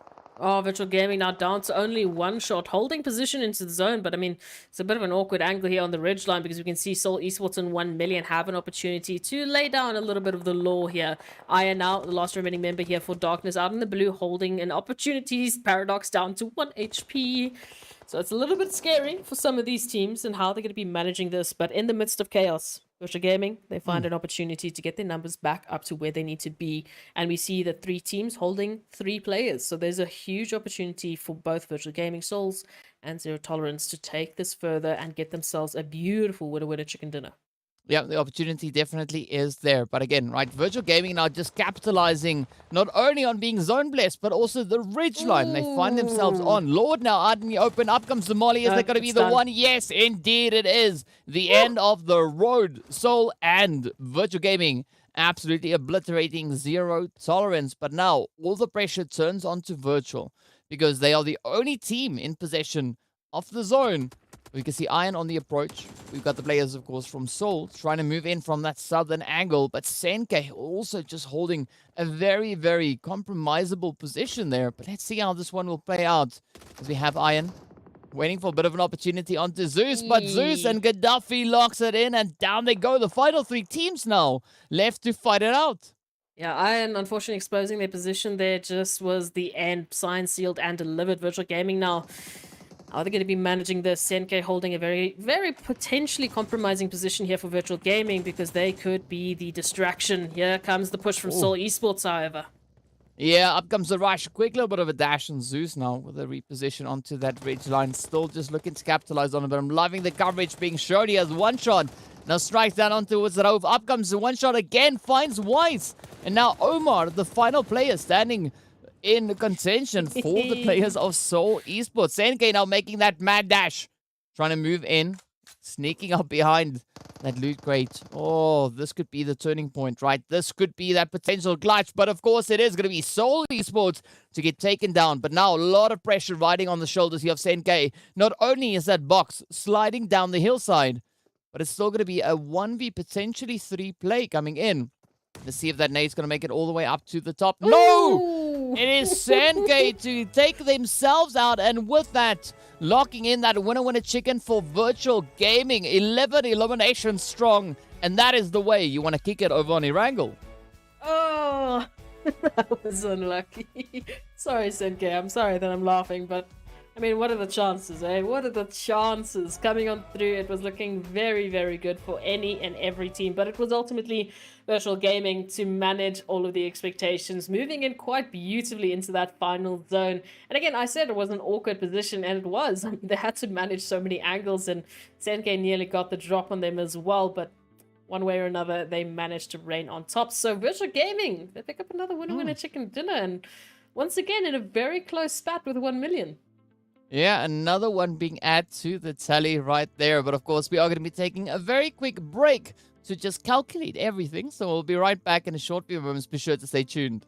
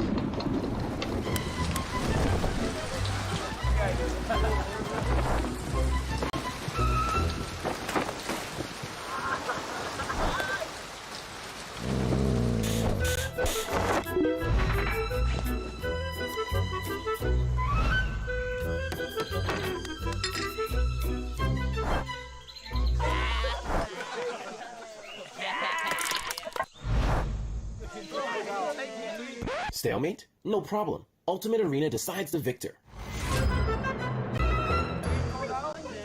Hey there, fellow PUBG mobile players! Along with the version 2.2 update, we have made a series of improvements on the game's basic controls. Let's take a look at the improvements. First, improvements to the controls and display. We have increased the display priority of the wheel when the throwing wheel is activated. Now it'll be easier for players to select the items they wish to throw.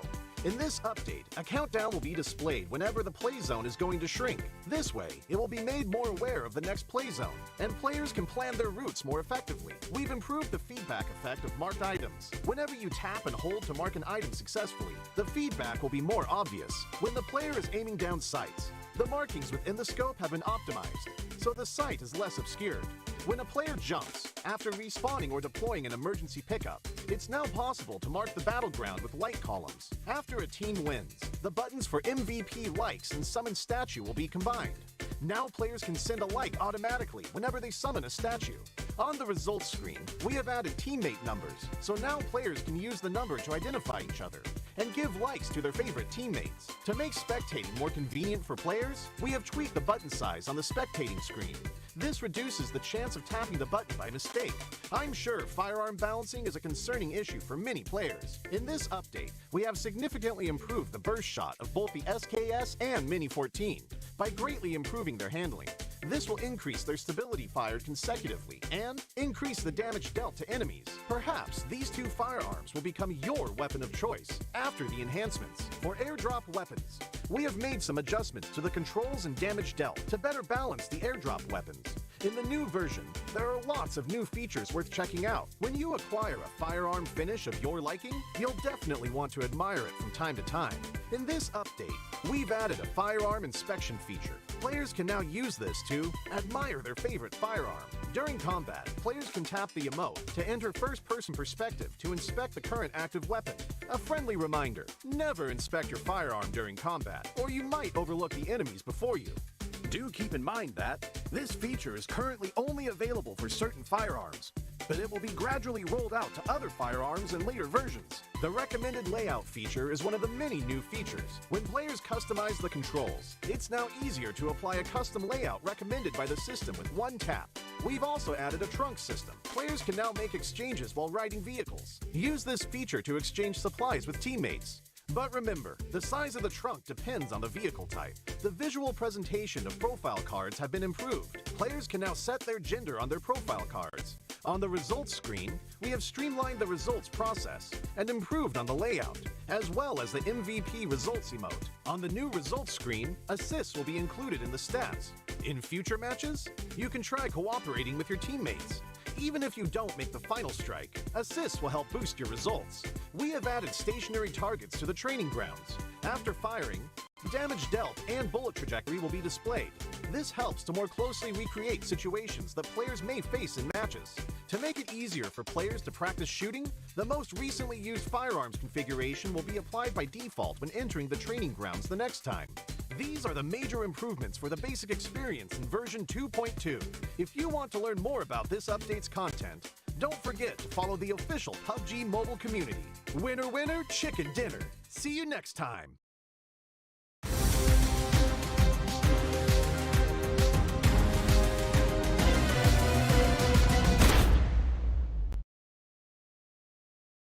Hello and welcome back to the PUBG Mobile Pro League Africa Fall 2022 season. Of course, this is day 3 of our very final week of league play, and we've just concluded our second match of the day, in which we saw Virtual Gaming stepping up, locking in that glorious winner chicken dinner, adding even more to their tally.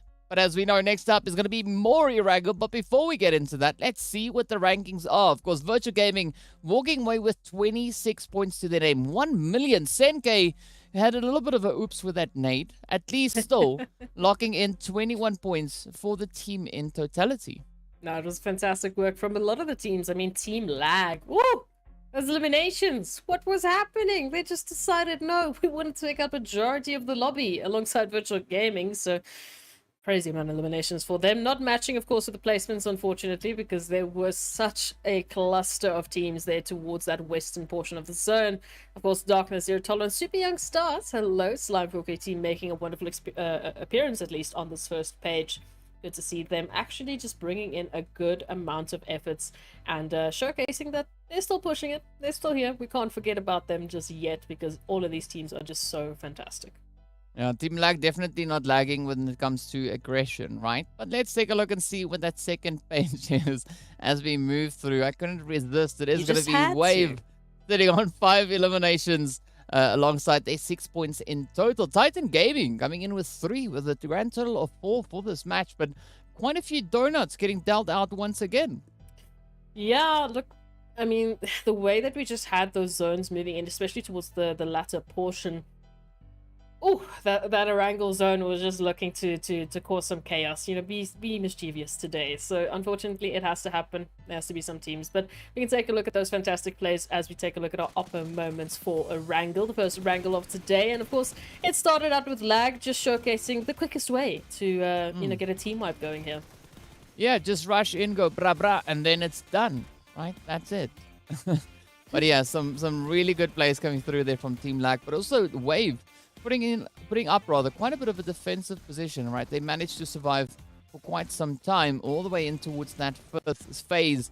But now as we get to take a bit of a look and see what is going to happen next, we know we are edging closer and closer to hopping into our second visit right back in towards Erangel. But the change up this time is that we are going to be having the players there from Group C sitting this match out with Group D now joining us out on the battlefield. So quite a bit of excitement about to make its way on through. But before we go too far, of course, we need to give a big shout out to our sponsors as well. So a big first shout out going out to Monster Energy, our official energy drink partner for the PUBG Mobile Pro Leagues. And aside from Monster, right, we need to give a big shout out to Oppo as well. So Born to Win, welcome to the exciting match brought to you by Oppo. Get your gamer mode on with a much loved Reno 7 series. Gonna be so good moving into the second Erangel of the day, and massive shout out to our sponsors for making this whole thing possible. I mean, we wouldn't be able to see this fantastic PUBG Mobile without them. So as we move into our second Erangel of the day, DK, it's your turn. What zone are you expecting? I want a round one, definitely. That is what I want to see. No, I've tried it, but it doesn't work on PUBG. So the only squares we've got is going to be that map. But for Southern Zone, I'm going to go for South again, right? Southern Zone. Yeah, Southern Zone. Southern Zone, I'm going to go for the South. That kind of means the same thing. But as you can see, Soul Esports, Slime 4KT, Legends of War, and TEAMLAG are going to be sitting it out for this match. But again, right, TEAMLAG, you can see the efforts being brought through. Really just locking it in with the aggression there. Because they're trying to advance themselves up those rankings, right? Moving up quite a bit from where we saw them situated coming into Erangel. But again, they'll have another few opportunities once they move over into the remaining Miramars. Until then, we'll worry about that later on. For now, it is going to be where the teams are going to be moving as we have that northern flight path. So it is quite a bit of a change up. But of course, we are yet to see what that zone's going to bring on through. Oh, absolutely. We'll keep an eye peeled for that one. And again, I do feel kind of sorry for the teams having to do all of that math, keeping track of, you know, not only the week overall standings, but then the grand total standings, but then also the PMGC standings. Like, that's a lot to have to just keep an eye out and constantly manage expectations. But the teams have been doing it so well. And of course, the zone heard you, DK, and went the opposite way. So maybe that's what you were actually, you know, looking for all along. You know, you said exactly what you wanted, and so PUBG said, okay, we're going to give you exactly what you don't want. Yeah, I said exactly what I didn't want, and that's what we got, right? So a lovely complimentary zone coming through towards this flight path. Of course, that is going to open up the opportunity now for the players there from Virtual Gaming to push in towards Severny, but it is also then going to result in a little bit of congestion coming in towards that more centralized territory as well then, right? Zero Tolerance and Desert Flame also relatively close, but I mean, Paradox already opting into the vehicle now, just looking to get themselves repositioned. But Darkness and Titans, that could be an exciting position. And even see Arab Golden, I mean, they didn't drop towards Military Base Island, obviously, because of that flight path. We'll see how they're going to be managing that. They're in the vehicles. Maybe they might make a dash to the Military Base Island, loot back up, and then get back into the zone. We'll have to wait and see. So, yes, a few interesting oppositions here for some of the teams. I mean, I'm still keeping an eye out there towards Triple and 1 million. Very close to one another, but still got some distance to work with. Keeping an eye out here with Super Young Stars and Wave Esports in particular, as Wave is running that 2-2 split, with at least 2 going towards just the southern portion of where Super Young Stars are currently holding. Some interesting opportunities here, I think, for some of the teams to maybe pick up the pace. But again, as you've mentioned, this whole week has been basically a reset for the teams in terms of the energy that they've been bringing and the pacing that they've been bringing. We almost got a little bit of a shock on Tuesday and Wednesday with the teams just slowing things down so dramatically. Yeah, yeah, that is, that really shows a lot of the capability of these teams, right? Being in a position where they control the speed at which the zone really paces itself. And I mean, it makes for some very exciting plays. But again, the team's now having to decide what their options are, what their approach is going to be moving into this particular Erangel. As you can see, the players here from Myth having the entirety of Pachinki to their lonesome, no one looking to contest them, just, well, at least not for the time being. I think things are going to be taking a little bit of a shift once we move into that blue zone closure, right? Once we see where the second phase will be taking us, I think that at that point, that's when we will have a lot more of the decisive plays really coming through. Well, that is a huge potential for these teams. But again, it's going to come down just to those first initial phases, how the teams are going to be managing expectations, what they're looking to go for, what they might be, planning in the back of their minds. Again, they know the strategies they want to bring in. We don't. We just have to sit back and enjoy what we witness. But for some of the teams, that pressure is constantly going to be ringing in their heads. They know what they need to do. They know for some of them that their chances are getting slimmer and slimmer. We are getting closer and closer to the end point, that cutoff date where the top 16 will be announced and the bonus points will be dished out. Again, I mean, taking a look at, we had Slime 4KT obviously in that first week, we had Titans in that second week as your reigning, top team taking the most amount of bonus points, being 20. Question is, for me, who we might be seeing this week, because I mean, the jump between virtual gaming and 1 million, they constantly keep swapping positions. Yeah, but that just shows to the contention coming through, right?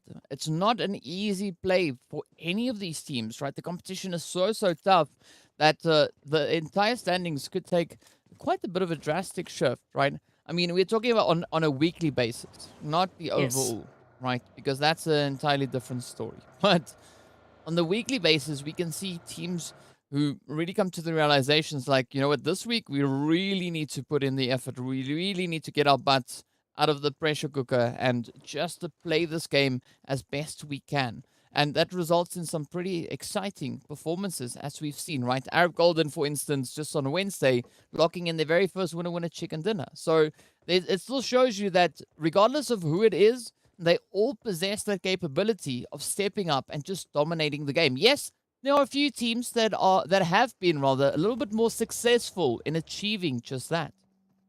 Yeah, there've been a few teams that have just been raining, some ridiculous numbers on those overall leaderboards. I mean, Titans in particular, as we're looking at them, they were the first team to pick up 100 points a day, which is ridiculous. Second day, I think they picked up 87 or 89. So, they really made a statement. 1 million followed up literally the next day with the exact same copy of both placement points, elimination points, winner chicken dinners, and then suddenly it was, just that realization that, well, all of these teams are competent. I mean, that's the reason they find themselves here. That's the reason they are the representatives of Africa in this PMPL Africa Fall 2022.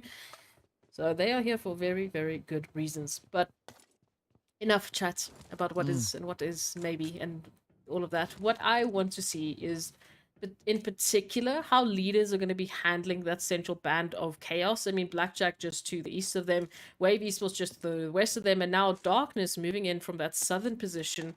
They are going to be finding themselves in a bit of that pressure cooker.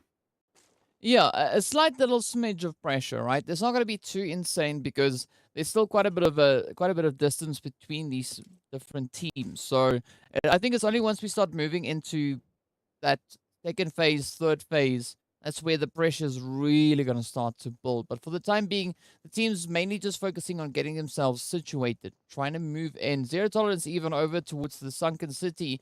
Also having a bit of a spread out positioning, right? We got Vortex, Paradox, a little bit further away. Lord, of course, setting up a little bit of an anchor point here. But again, right, having this edge of the bridge under their in their possession is going to open up quite a few opportunities for them. And that's going to result in teams like There's a Flame, for instance, and DWAS, okay, trying to find a little bit more of an opportune approach, right? Definitely that buggy, being a little bit buggy right there.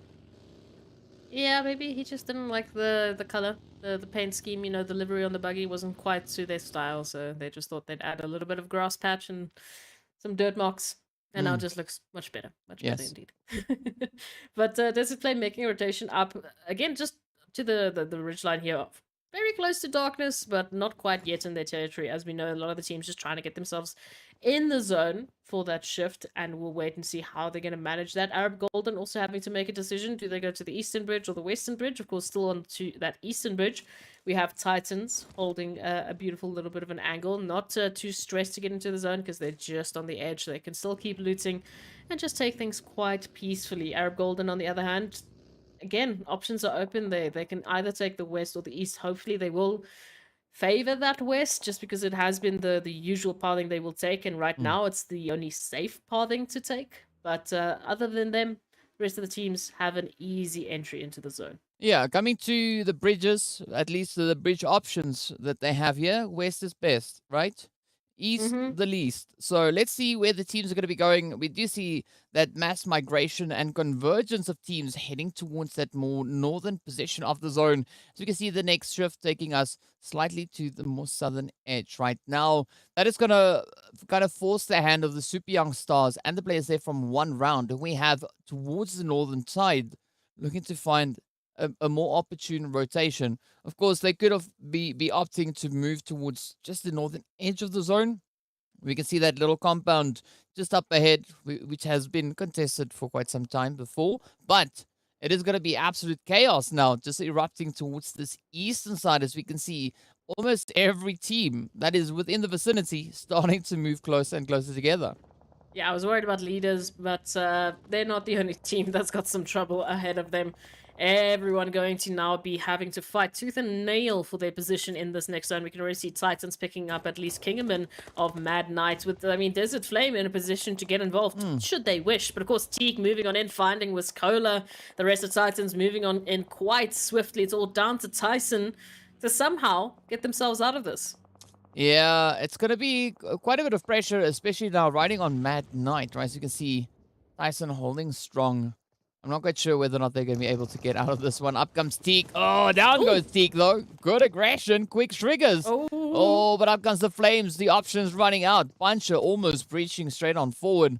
But again, the utility is going to rain down once again. And this could be that extra additional bit of an opening that Puncher needs to push on forward and maybe lock in that squad wipe. Not quite sure whether or not Tyson's going to be able to attend to the rest of their teammates. I think it's all going to depend on whether or not Puncher will be keeping up this extra bit of an angle here. And we can see Darkness also now potentially getting involved. Again, Desert Flame not far off, should they wish to do the same. But Mad Knight, unfortunately, will be confirmed as Titans just move on in with such aggression and pacing that... again, it's hard to keep up with Titans because they literally just jump into the action, no holds barred. They are so quick when they finally pick up what they want to do. The execution is brutal for any of the teams having to, face off against that. But leaders, they found themselves a lovely little bit of a space here in this ridgeline just off to the side of school as they are looking for a few more teams making their rotations. Again, the settled approach has come through finally for teams after that initial migration. Some of the teams now finding themselves in good positions, so there's a little bit of calm before the storm. Yeah, but you can also see a lot more assertness. Well, the team's really trying to assert themselves, rather, a little bit more in towards the positions they currently hold. Right, Wave, this is a very interesting angle because they are kind of in between Triple Esports and the players then from Leaders. But again, they don't seem to be too phased at all. Well, not that they know that they could potentially be caught in a bit of a sandwich action, but one round now going to be looking to find a bit of a position to rotate in towards. Moving in alongside the players there from Blackjack. The Super Young Stars still having to cover quite a bit of ground. Ab Golden moving in from that southern edge, keeping their distance. And we've seen teams that are able to keep themselves kind of just at arm's length from the altercations, really being able to survive into those much further zones. So maybe this could be another attempt coming through from Ab Golden to make that push for the winner chicken dinner. Ooh, I do like the idea of that, but the zone is favoring a little bit more of that Myth Titan and Darkness action, even a little bit of a spread there for Desert Flame Esports as well, towards the center of this new phase, as the rest of the team is now once again get into their vehicles and be like, "Ah, we just came from the east, man. Now we have to go back to the east again." But here we go. Moving in, the teams are going to have quite an interesting way to get in, especially if they're moving in from that northwestern portion. As you said, Myth, Desert Flame, Darkness, they are set up. They are not moving from their current positions, so they hold an opportunity to just, well, apply some bullet holes to the rest of the team's vehicles. Yes, I mean, there's nothing with a little bit of bullet holes, right? It just creates for better airflow, right? But for the time Yes. being, it's 1 million that's going to be looking to just keep their flow going as they now head towards the more southern approach, looking for a bit of an opportunity. And as we look onto the map, we can see that there is a great vast opportunity lying right there for them. Meanwhile, Triple Esports are going to be looking to find a little bit of aggression towards Wave, but neither of these teams have a good secure position moving into this next phase. However, it is going to be leaders finding the beautiful third-party angles. Opportunity lying in wait. As you said, leaders, they found themselves that opening. They found themselves that peace and quiet in and amidst the storm of teams migrating into the zone. And now here towards the edge of the zone, they are going to be looking to apply a lot of pressure, especially we can see here the side of Wave Esports looking to do the same with Triple, who have to still get in zone. So if Wave choose to get involved here, they could be quite a bit of a thorn in the side. But Triple Esports are like this. They know exactly what's happening. They got that information, Wave is here. And they said, great, we're not going to waste time fighting with you. We're taking another pathing. We need to get ourselves into the zone. Yeah, they definitely need to prioritize positioning. But once again, we still see a very decent and a healthy spread coming through from the majority of the teams, right? But in the meantime, it is going to be one round and the Super Young Stars finding each other. But again, Blackjack having a very comfortable angle, right? The North being pretty uncontested, at least in their current vicinity. Meanwhile, Messi is going to be down just looking on, while Winky and Mord hold on to that more rich line position. But one round, they looking to kind of just lock in that dominance in this region. Oh, we love to see it. Super Young Stars moving on in now. And unfortunately finding the wrong side of one round, who are looking so pumped to pick up some huge eliminations. But Puncher, what kind of shot was that? You're way too far for such things, man. Come on. Not letting up the pressure. Nothing is too far for Puncher to land any hits, right? Ooh, As we've Axa. seen Puncher really driving that in. But up comes the rest of the squad now. It's going to be Axa P6, yes. Moving on. Oh, bit of an opportunity here. The nades are going to start raining on down. Winky endangered. Maud goes down. Up comes the push, and Winky just ducking into the vehicle for extra bit of safety. Finds Puncher. Now comes Axa and P6. Could this be the play? No. It is going to be the end of the road, though, as Titan move in and swiftly deal with the Super Young Stars. That move could have been so sick. Imagine just flying on in with the surprise point from that vehicle. Winky, quick thinking. Quick thinking there, but unfortunately too many numbers to deal with. Now we take a look at Virtual Gaming here, and one round making a rotation into the zone. While Darkness is applying the pressure, we can see Iron in particular just setting off a few welcoming bullets as they try and make their way into the zone. Or Zero Tolerance as well, and in particular, at least the few stragglers from Zero Tolerance have to hold the line here with Virtual Gaming still applying so much pressure. All of these teams out in the zone. They have yet to find an angle into the zone that's going to lead them to safety. They don't know, obviously, that we know, that the northeastern portion of that zone is still open for the taking. I mean, pretty much the entire zone is open for the taking, right? The teams are instead left to kind of duke it out on those outlying regions. No one wants to be the team to get caught out in their rotational path. But here we go. Paradox quickly patching themselves up. Trying to find a bit of a spray down. Could maybe find that vehicle explosion. And with that, take down Virtual Gaming. Lord now pushing up. We get to find the openings. Ooh, Paradox also still left out in the blue zone. But I'm liking this slight push coming through. Zero Tolerance trying to at least secure themselves that extra bit of an anchor point. Regardless of what fate has in store there for Paradox, They know Lord already having that extra little bit of safety. You know, the zone was up for the taking, and well, the teams have just done exactly that. Titans, Way, VST, Myth, 1 round, Triple Esports, Arab Gold are all looking for their positions in zone and doing pretty well so far. While VST taking out 1 million? Oh, what is happening here towards the southwestern portion of the zone? I think 1 million maybe down to only 1, maybe down to only none. We'll have to wait and see how that's going to turn out for them, but oh, what a tough time to get into the zone. Yeah, some pretty high plays coming through here, but now it's going to be Lord and Paradox still trying to find a bit of an opportunity. Down goes Lord, and all now turns to Paradox, who just narrowly made it back into the safety of the zone. But of course, Virtual Gaming on the front line, ready to welcome them on through. 1 million instead now are going to be falling as well. Look at the sprays. Paradox just narrowly escaping that damage as they duck in behind the ridge. But still, quite a bit of ground to cover, right? Not yet secured within the zone. And the blue zone is now going to add on to the pressure. Arab Golden, in the meantime, are going to be facing off against Triple Esports. Looking to see who can lock down the southern edge. Arab Golden holding a better position in zone, so hopefully they will just use that peace of mind to their advantage as they apply the pressure here towards Triple Esports, trying to move on further and further, but Ban out in the open, just trying to make a dash into safety, joining the Wizard Tower of safety. But of course, it's Chemo, Survive 7, M7, MD that need to fight their way in, or take a longer rotation. But I mean, it's so dangerous at this point in time because so many teams have some fantastic angles and line of sights onto nearly every other team in the zone.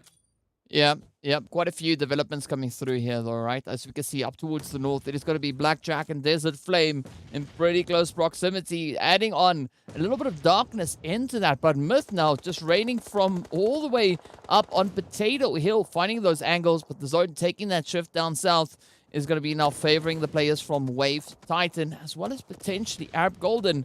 And this only means that Triple will now have to push forward, or at least blaze their way through to get themselves resituated back in that zone. At least the zone does shift towards the side, so it does provide them, an opportunity as they're coming through from the slower portion of the blue zone. But we'll have to wait and see. Smoke's going to be deployed. Arab Golden, they know what's coming. In a few seconds, Triple Esports, they're going to be trying to make their dash into a possible contention here with Arab Golden. Maybe the 2-2 split. 7 Reef, 5-7, they push on forward. While Chemos and M7 MD, hold the line, provide the cover that they need. Either way, whatever strategy Triple Esports are going to employ here, it is going to be tough. Because not only Arab Golden, but as we can see just on the high rise, it's Titans, it's Wave, it's VST. Take your pick. They're going to have quite a bit of a tough time here. Yeah, but up comes the push now. It is going to be that full send coming through from Triple Esports. They want to get themselves back in that zone, and they're trying to clear out the compound. Oh, but down goes Vibe 7. Very unfortunate turn of events. The rest of the squad still in a position when they can continue to push on forward. It's going to be 7 Reef, Chemo, and M7 MD trying to find a bit of an opportunity. Beautiful nade getting sent out there as 7 Reef now starts pushing forward, locks in the confirmation. And now, a lot of pressure turning onto Arab Golden. Quite the turn of events coming through. And it's up to Elisio as well as Ban. Looking to see and lock down this fort. But up comes the advances now. Triple trying to find these opportunities. But will they be able to create them, though? That is going to be the question here. Arab Golden now prepping the nades. They know that in a moment, in any moment, we could be seeing Triple Esports making that dash upstairs, joining them for a party they were potentially not ready for.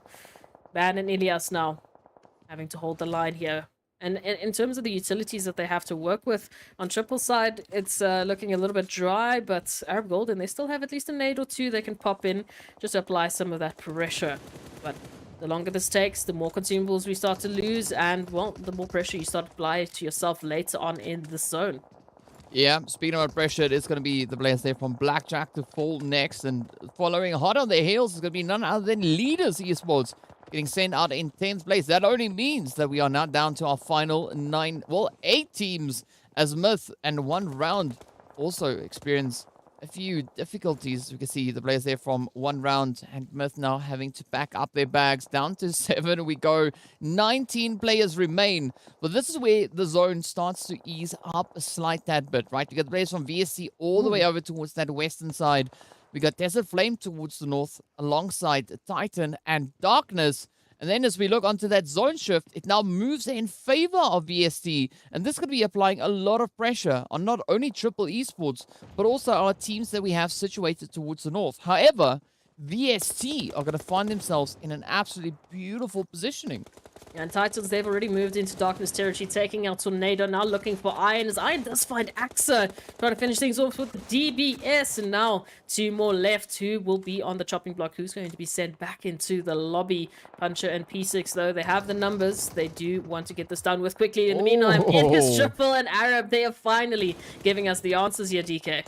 Yeah, M7 and Ban going toe-to-toe, and it's Ban to clutch it out. Down goes Triple Esports. Very great showing coming through here from Arab Golden. But now, as we move back on towards the north, it is going to be Iron to get just absolutely obliterated with a nice little rollover coming through there from Puncher. Locking in our first vehicle elimination. Desert Flame then also gets knocked on down as the hits continue to rain in. A beautiful contribution coming through from Wave and Titan Gaming to seal their fate. You know what's scary? Is Titans are currently on 15 eliminations. Oh. And, well, we know what Titans do. We do. But it's going to be up to Wave Esports to see if they can stop the Titans from moving into the zone. As we know, they are literally the gatekeepers here for Titans who are making their current dash. Arab Golden still need to fight their way up against VST if they want to get themselves situated into safety. So we'll have to see how both of these teams make an approach. Currently, Titans pulling up right alongside Wave Esports. It is a 2-2 split, so it's going to be tough for Titans to move on through. Yeah, very open positioning, and of course it is going to be Rhino and D3S to send out those nades, looking to just kickstart that welcoming committee. Meanwhile, Arab Golden situated down towards that southeastern side, having quite a bit of a troubling play here. But now, quite a bit of contention coming through between Wave and Titan. Both teams want to try and lock down this position, but neither team currently finding a position within the zone. But up comes the dash now. Titan look to move on forward, finds a bit of an opportunity on towards Rhino, but Puncher's going to take quite a bit of damage. Ooh. Down they go, and that is the end of the road for Titan Gaming as D3S just absolutely rips them apart. Oh, that is tough. But again, they got sent home with such ridiculous amounts of eliminations. We'll have to wait and see where they end up on the match rankings and who might be topping the rankings at this point in time. As you can see, VST, they hold the best numbers. I mean, 4 players still alive. They're picking up some great eliminations.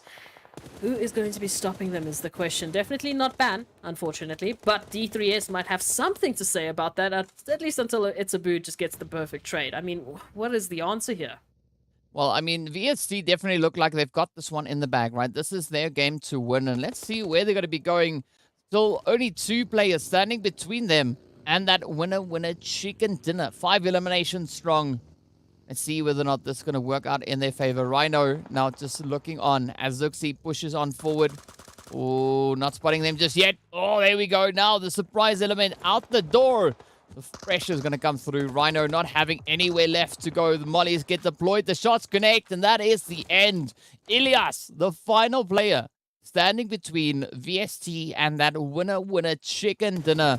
If you ever caught yourself in a tricky position, this is exactly that. But, of course, VST now just capitalize on their numbers. It's going to be Zuxi to close it off and lock in that winner chicken dinner. 7 eliminations strong.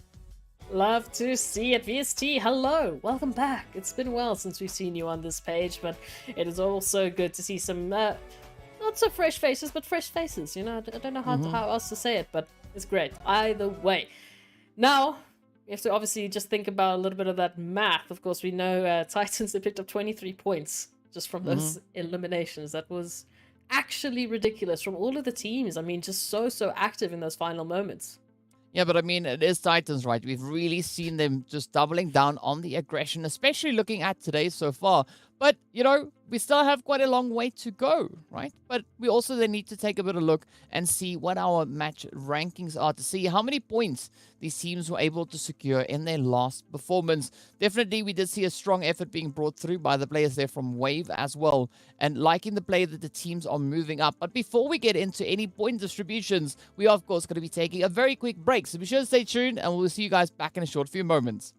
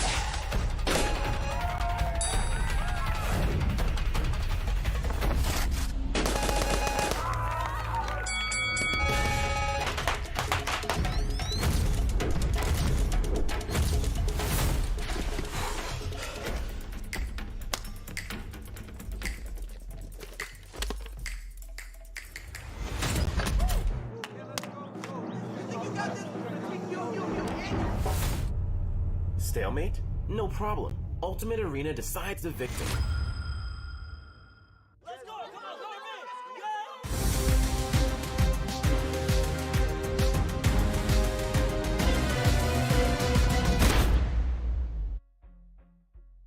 Hello and welcome back to the PUBG Mobile Pro League Africa Fall 2022 season. Match number 3 being concluded now, but that also means that is our second Erangel of the day also done and dusted, which only leaves us with the remaining Miramars to be played out. But before we get on to any Miramar action, let's take a look and see what our match rankings look like and how many points these teams were able to secure. Of course, Titan Gaming locking in those 15 eliminations, putting them right at the top with 23 points to their name. Oh, I just needed VST to pick up one more elimination, and then this board would have just been perfect. But hey, Titan Gaming, they're just way too good with those elimination points. Just a massive, massive showing from them. Arab Golden, Wave Esports, and Desert Flame Esports picking up the double digits. So good work all around. I mean, even as we go down the rest of the match rankings, there is some fantastic elimination spread up amongst the teams. Darkness, one round, Team Myth. I mean, fantastic, fantastic work. Nearly taking out a team each. So great, great showing from the teams on this first page. Of course, the second page might not look as fantastic because all the teams on this side decided they just wanted the whole cake, the whole pie to themselves. Yeah, this first page definitely looking quite elimination heavy, as you can see those pretty high figures coming through. That, of course, then only means that once we take a look at that second page, right, that is where we are going to see the result of that. We, however, do still have Leaders Esports, Blackjack, Virtual Gaming coming in with those 2 eliminations apiece, right? Of course, resulting into 3 points, but they're sharing those 3 points with the players then from Triple Esports as well. I do like to see just a more spread out approach from the teams, picking up some good points. Again, nearly to that point where all of the teams pick up something one way or another. But of course, we know that is all of our green maps done for the rest of the day. So we're going to be spending our time, at least for the rest of the day, on Miramar. Now, as we take a look at those Oppo moments, just to remind ourselves about our last Erangel of the day and just enjoy the scenery that these teams were showcasing. It was such a tough battle for so many teams into those final moments, DK. Yeah, I mean, it was challenging all the way to the very, very finish. But we did see some really great utilizations coming in. I mean, several teams just rising to the occasion. Arab Golden, for instance, really being able to lock in this position against the side there from Triple Esports. But when it got to the very finish, I mean, that is just where it came through, right? Titans just locking in an absolute aggressive performance once again. Even though they didn't get that winner chicken dinner, still a very valiant effort being brought up once, or either which way. But of course, that then also only means that we are getting that much closer to seeing what the desert will have in store for us. Now, we've been seeing teams really stepping up, rising to the occasion, right? When it comes to the placements over on towards Miramar. And a big part of what we are going to be seeing now on the overall rankings is part of teams' performances coming through on Miramar itself. Oh, what a jump, though. I mean, taking a look at that, so many of the teams joining the triple-digit club. Of course, Virtual Gaming still reigning supreme, just 4 points above 1 million esports. So again, still heavy contention for those two teams as they continue. They have the same amount of matches played, so we'll have to wait and see how this is going to be ending today. But Titans getting closer and closer to closing the gap. Soul Esports and Arab Golden just making a beautiful approach. And again, so impressed by Arab Golden, not only picking up their first winner chicken dinner, but staying consistent. I mean, picking up eliminations after eliminations, finding themselves in the top, 5 to 6 placements. And hey, they've only played 10 matches today, so they can only go up from this point. The rest of the teams that are on 11, they have one more Miramar, and then that is going to be their points. That is going to be it for their climbing and their rankings today. So some pressure is being applied as we move into, of course, the second page, DK, where we still have to try and wonder, how is that top 12 looking? Yeah, I mean, the top 12, there is a little of that separation, but it is going to be up to Zero Tolerance and Slime 4KT, who are the deciders as to who makes it up into top 12. And currently, we can see Legends of War being pretty close, only 4 points away. I mean, a little bit further down, 11 points away, we see the players then from Wave Esports. And of course, even slightly further away than that, 14 points from 13th is going to be Triple Esports. Now, as we know, a lot of these points can change in one single game. But it's going to come down to how eager these teams are to secure that, right? How how well they can sustain that focus, pushing through the match to ensure that they acquire the necessary points to secure their position moving into that top 12 potentially. Oh, it's going to be interesting. Now, all of a sudden, we mentioned the gatekeepers being Slime4KT and Zero Tolerance at the start of today. And now, well, Slime4KT, they need to close the gap and take their fellow gatekeeper out for the count if they want to be able to get themselves into the top 12. So, some very interesting moments indeed. Legends of War even being very close to doing the same. And it would be fantastic if they can be joining us on Livic this week of action. Of course, we know former players, or former teams rather, at the end of the overall rankings have a bit more pressure on their shoulders than the rest as they are trying to close the gap. We can take a look at those 4 teams being Mad Knights, Super Young Stars, TEAMLAG, and Blackjack, who need to really push it. Not only today, tomorrow, but also, of course, Sunday. In the hopes of just, getting that extra little bit of bonus points. We want to get as many as we can moving into the finals. Yeah, I mean, bonus points definitely going to be benefiting these teams, right? But the one team in particular that's been standing out for me, especially this week so far, has to be the players there from Darkness, right? Already on day number 3, in which we are right now, Darkness have already been able to replicate their points from the previous week. So this also then being their final match of the day is going to be putting quite a bit of pressure for Darkness to uphold that performance and keep on bringing in those points, right? We saw the efforts coming through just over on towards Erangel, but now moving in towards their last game of the day, this is where they need to try and just hone that in and look to see what they can bring through on Miramar. Absolutely, but as we have just said what we wanted to say, you said Miramar, and I am seeing some fantastic Miramar coming through from that northern portion. We don't often get to see a little bit of that Oasis and La Cabrera opportunity, but the teams, they will have a very well-centered flight path to work with here. Yeah, very, very nice, nicely centered almost, right? It's just slightly off center, but close. it's not going to be too limiting.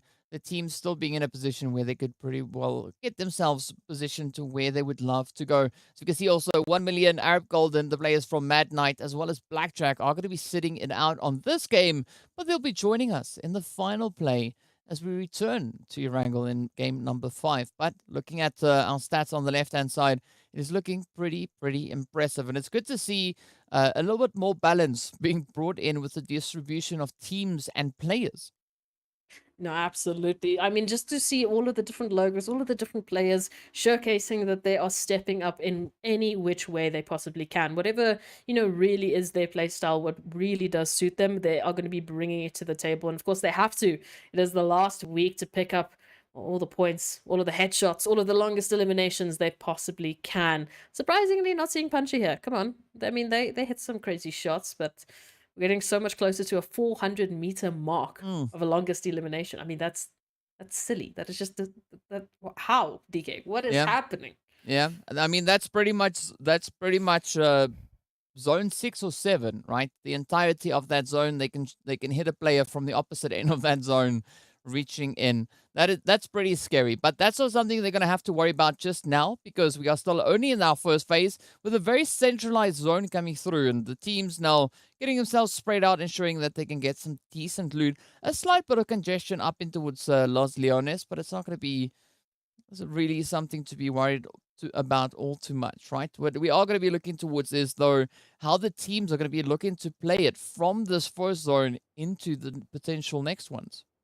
Oh, absolutely. But of course, as you take a look at some of these drop spots, we do have a very split up Arab Golden with a little bit of Slime4KT sprinkled in the midst. We have Soul Esports in a potential staring competition with Legends of War. And then other than that, it may be just Seven Reef checking out what Desert Flame are doing over towards Hacienda del Patron.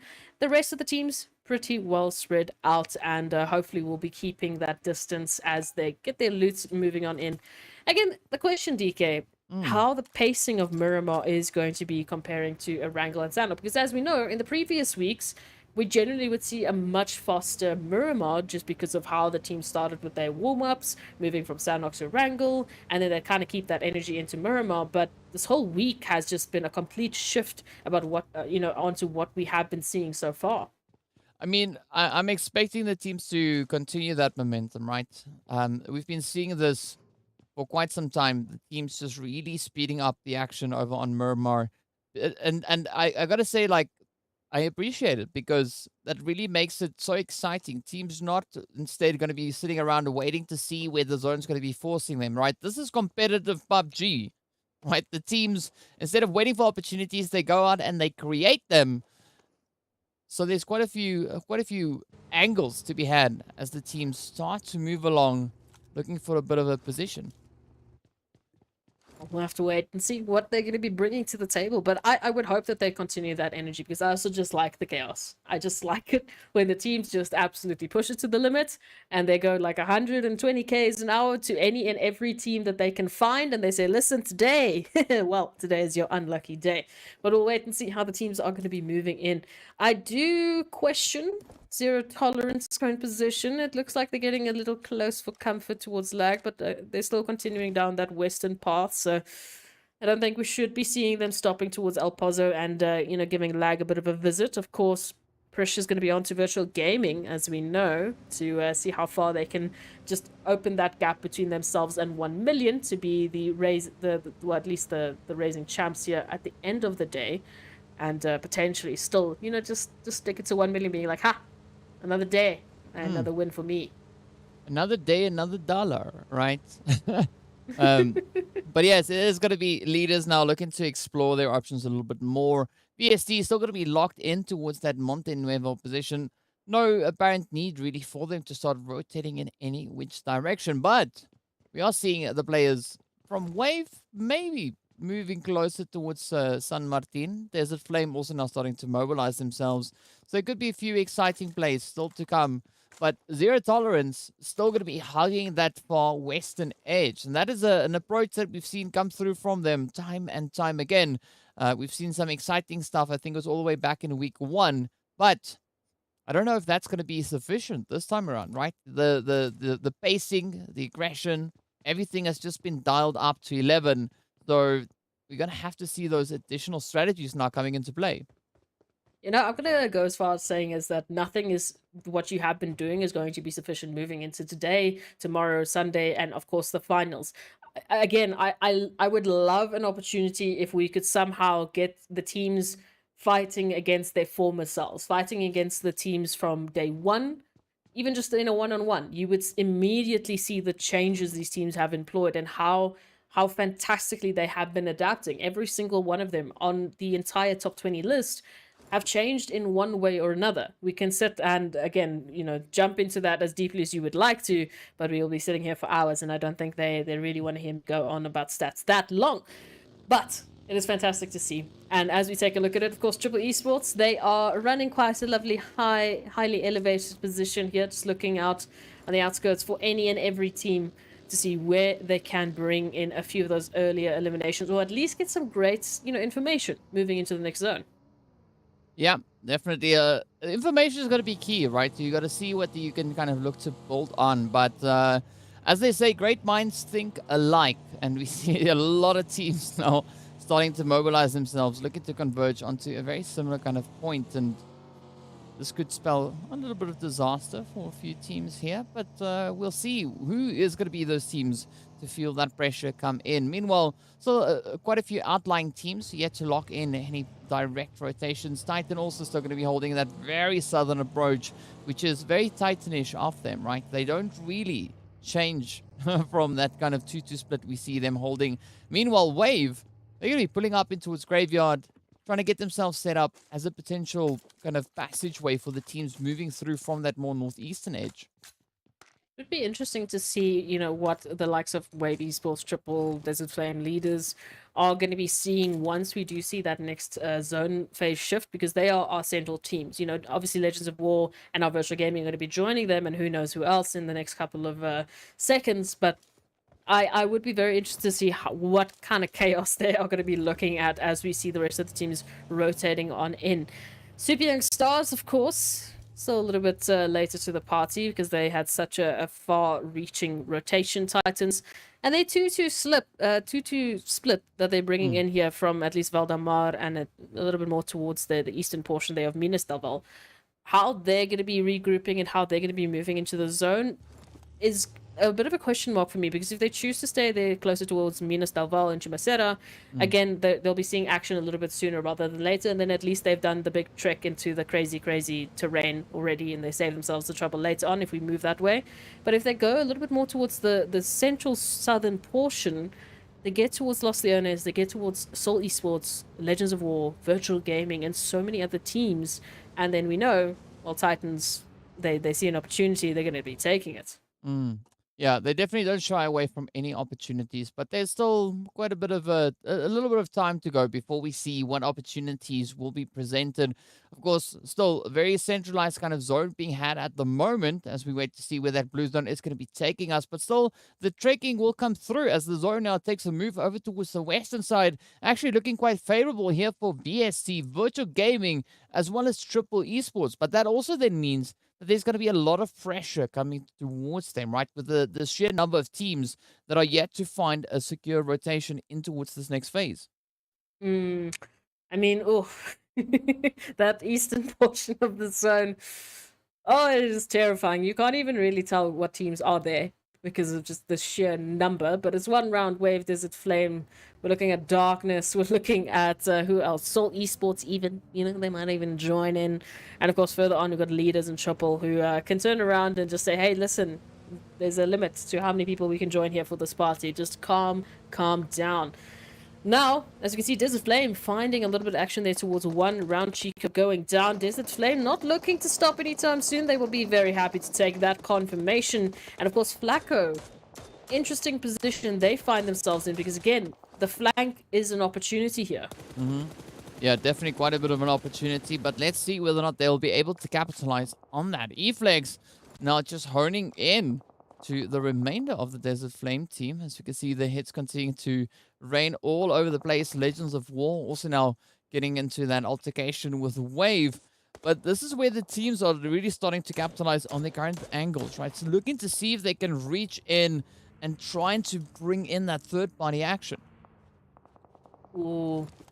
I just thought of a pun that I have surprisingly not heard you say. You have never said Flacco with a flanco. Why? No. Why I've have got you not limits. thought of this? I have limits. I'm going far into the pun distance. One day I will match you. One day. I believe it. I believe it. But there's a flame. They're still holding some great opportunities here.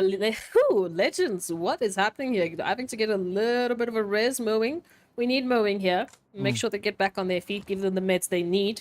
Because, of course, Legends of War at the moment, I mean, looking at the numbers that they're running with, let's see if I can actually read. I actually can't. They're running with 3. Or 4, actually. So, no, it's fine. They'll be okay. But for how much longer is the question, because we know they're coming in from that eastern portion. There's a flame right up ahead of them. Wave Esports just behind them. One round, also in an opportunity to get involved at any point, which point in time. Soul Esports, in the meanwhile, have found a little bit of darkness action as they have trying to be making their rotation. So this is going to be a bit of an interesting one for Darkness. Do they choose to stay, take that engagement, because they do need to, you know, obviously get those razors going, or are they just going to be abandoning their teammates and going for center zone? Now, that's going to be a really difficult call, right? I mean, fortunately, they have to make that decision, and it's not up to us. So let's see how that one kind of unfolds for them. But we do have another development happening with Titan Gaming and the players here from Virtual Gaming Squad. Of course, Titan with a slow, steady approach, looking to move towards Gaddafi and Co.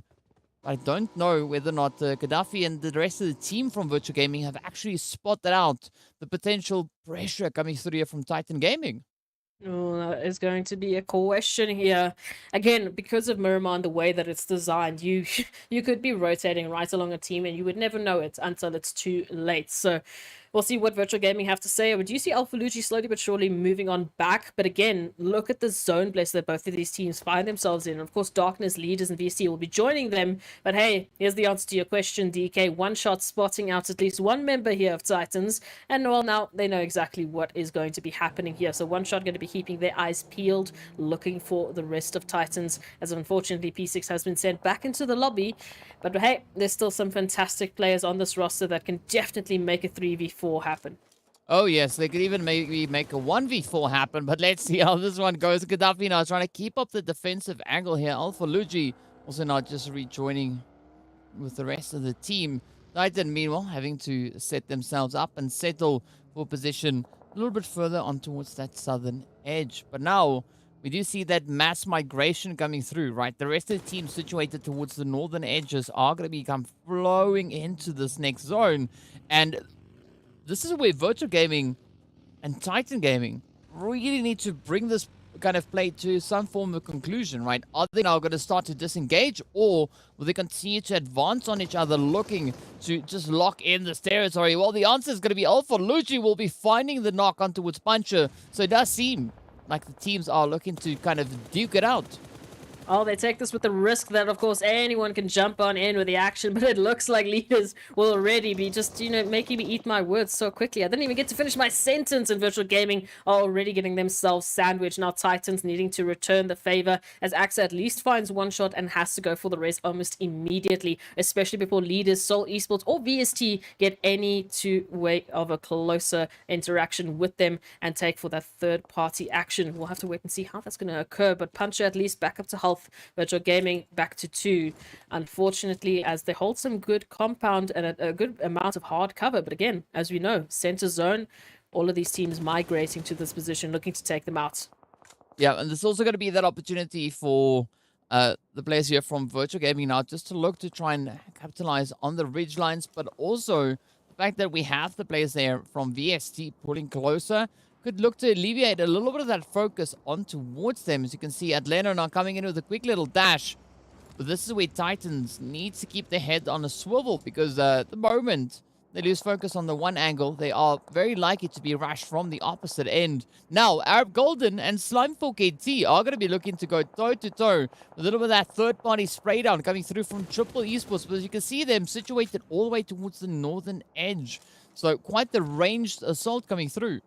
Quite spicy indeed. All of this action here towards the north, because it's all out into the blue zone. And again, I'm glad that I'm not playing, because I would be so anxious. I wouldn't be able to do anything. I'd just be running into trees all day long. Lag Esports in the meanwhile looking to take out Zero Tolerance Sky down to so little HP. And of course that blue zone just looking for a bit more to add to their KD, as Lag moves on in for the finish, moves on in for that last nail in the coffin of Zero Tolerance. But it's all going to be down to Paradox to see what they can do to keep the Zero Tolerance name alive. Yeah, again, TEAMLAG coming in with a good showing of that aggression, right? Really starting to hone themselves with regards to that. But again, so you now look on towards Paradox, they're going to be looking to find a little bit of an alternate position to move in towards. Meanwhile, Titans are going to be ascending down upon the players here from VST. As you can see, it's a Boot and Hainsey being the final remaining hopefuls. Fatigue, Puncher, Axa, they're not going to let anything pass them by as they move in, clearing it out room by room. But it's a Boot quickly just trying to duck out the back end, just having to regroup and put up a bit of a stronger defensive line here. But now down they go. Now that whole strategy being out the door, and now it all comes down to Hainsley, but unfortunately it's not going to be on the cards. Oh, I don't like what I'm seeing right now, but I do like what I'm seeing at the same time. It doesn't make sense, does it? But it's okay. Titans picking up some fantastic eliminations, but again, that means that spells a little bit of trouble for the rest of the teams, and that's why I'm bittersweet, because I want to see some of the action. I want to see other names picking up those crazy eliminations, and hey, maybe Wave might be the team to do that, or maybe it might be Desert Flame or Arab Golden, as we can see coming through here from the western side. Arab Golden, they'll have to fight their way into safety. We can see Angelo just trying to scout out a position or some sort of a navigational path to use. But of course, it's not just Desert Flame that they need to worry about. It's Lag, it's Titans, it's even Slime4 KT moving in from this western portion and still fighting for an opportunity to get themselves into zone. Yeah, and that's kind of the situation these teams find themselves in. Regardless of where you go, you are going to be facing rather quite a bit of opposition. Now, Ban trying to just play a little bit of a peeky peek here. They know that there's someone up ahead. It is going to be Fantasy holding up. Oh, but the shots being exchanged. Fantasy now having to patch that health bar back up. Lag now trying to make a quick little bit of a breakaway as 1-9 goes down. A9Q takes a bit of a rotation. And Ban still keeping the pressure up. But are we going to see that full send coming through from Arab Golden? The answer is yes. Up comes Ilias. Now looking to inspect and maybe find another opportunity. Knock knock, your ticket 2 back to the lobby has arrived, but will you accept it? You have about 20 seconds as Arab Golden moves on in for the finish. At least Ban does go down. Cacao still holding on to the line. 1-9 now having to flank around the building, looking for the opportunity, but back into the window they go. And unfortunately, they weren't quite ready for Angelo, who just moves on in too swiftly to really react. Of course, Titans, they are going to be able to hear everything that's happening here, so we can see Teak moving into a flanking position on both of these teams. Yeah, T-Quick on the reaction there, but now it's going to come up to Angelo. Oh, will they be able to get the shot locked in on the front line?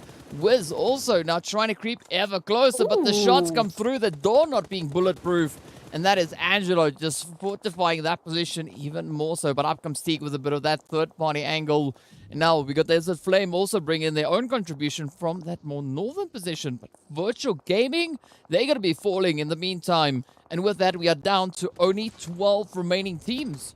Oh, Teak now being the last remaining hopeful here, trying to get into the zone. Goodbye, good sir. Morteza says thank you very much. Of course, Titans now back into the lobby, but Arab Golden, they still have to get themselves out, or at least Angelo does.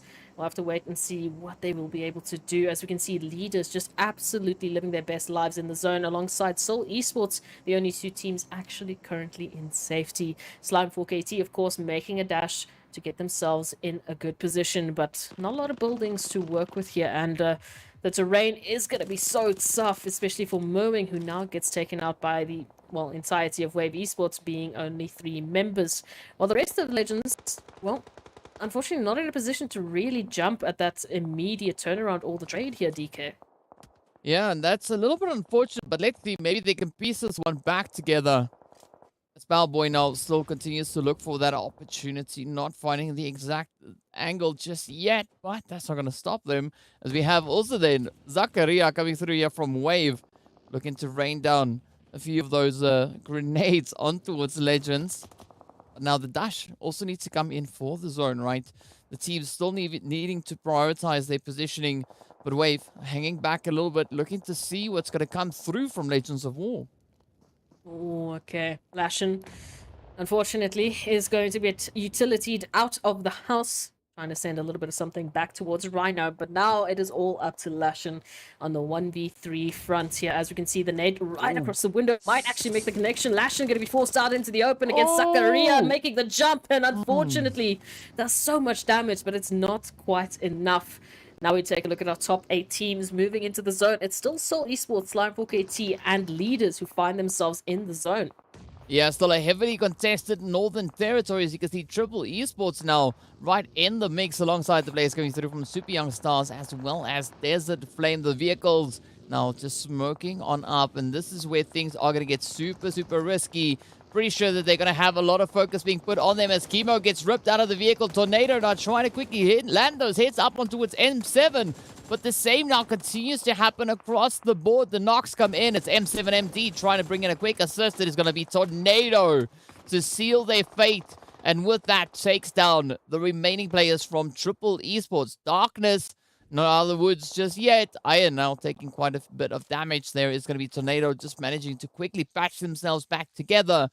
But D-Was, then also there here for the side of Desert Flame. Going to be looking on as the blue zone moves up. Spots Messi out below. Down they go, sealing that hit just before the blue zone swept in.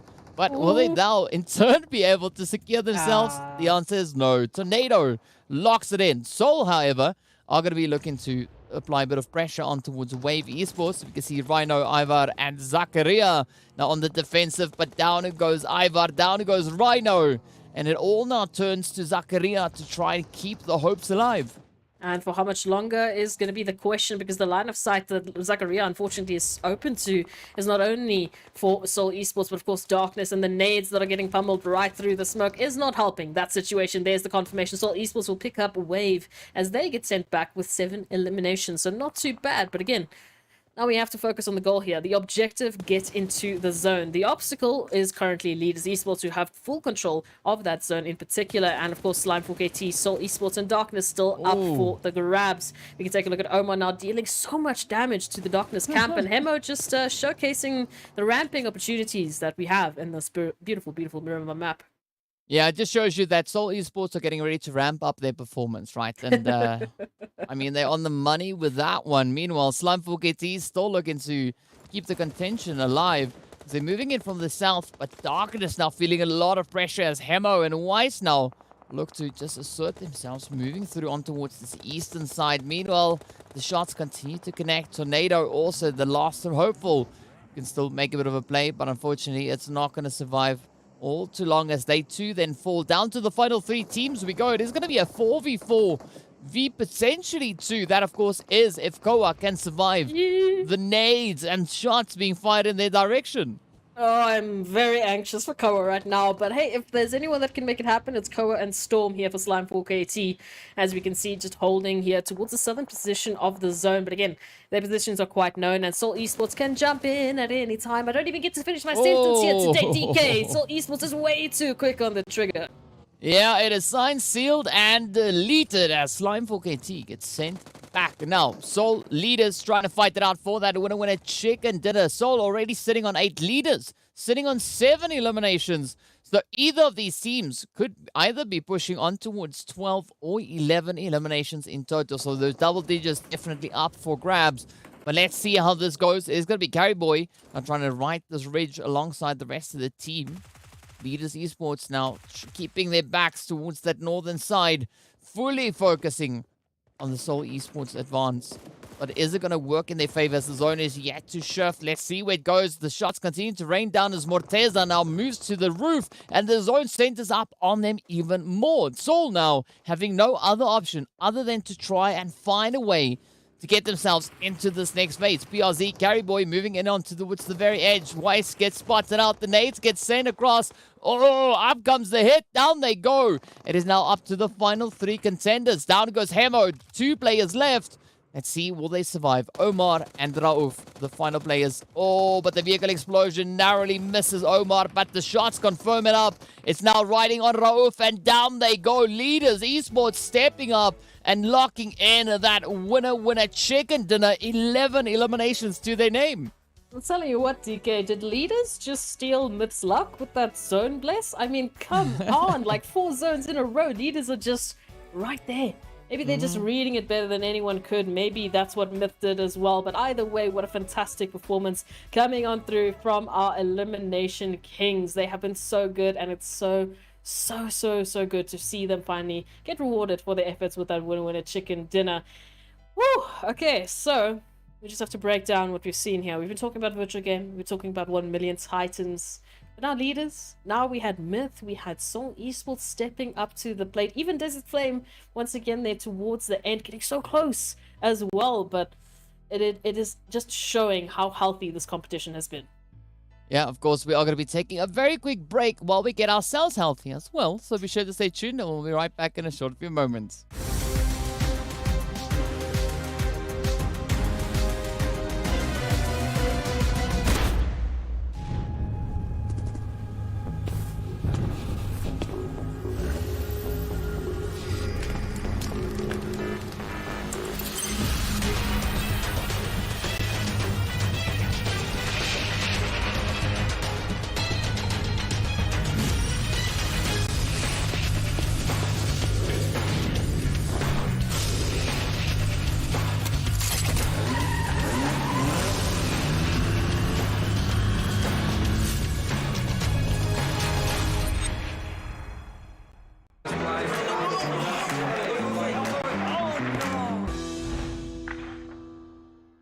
If only I had a weapon, I would take over the punching kick.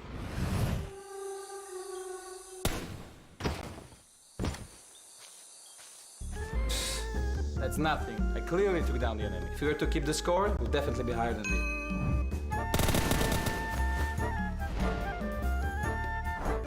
If I hadn't thrown the wrong grenade, I'd be eating chicken dinner for sure.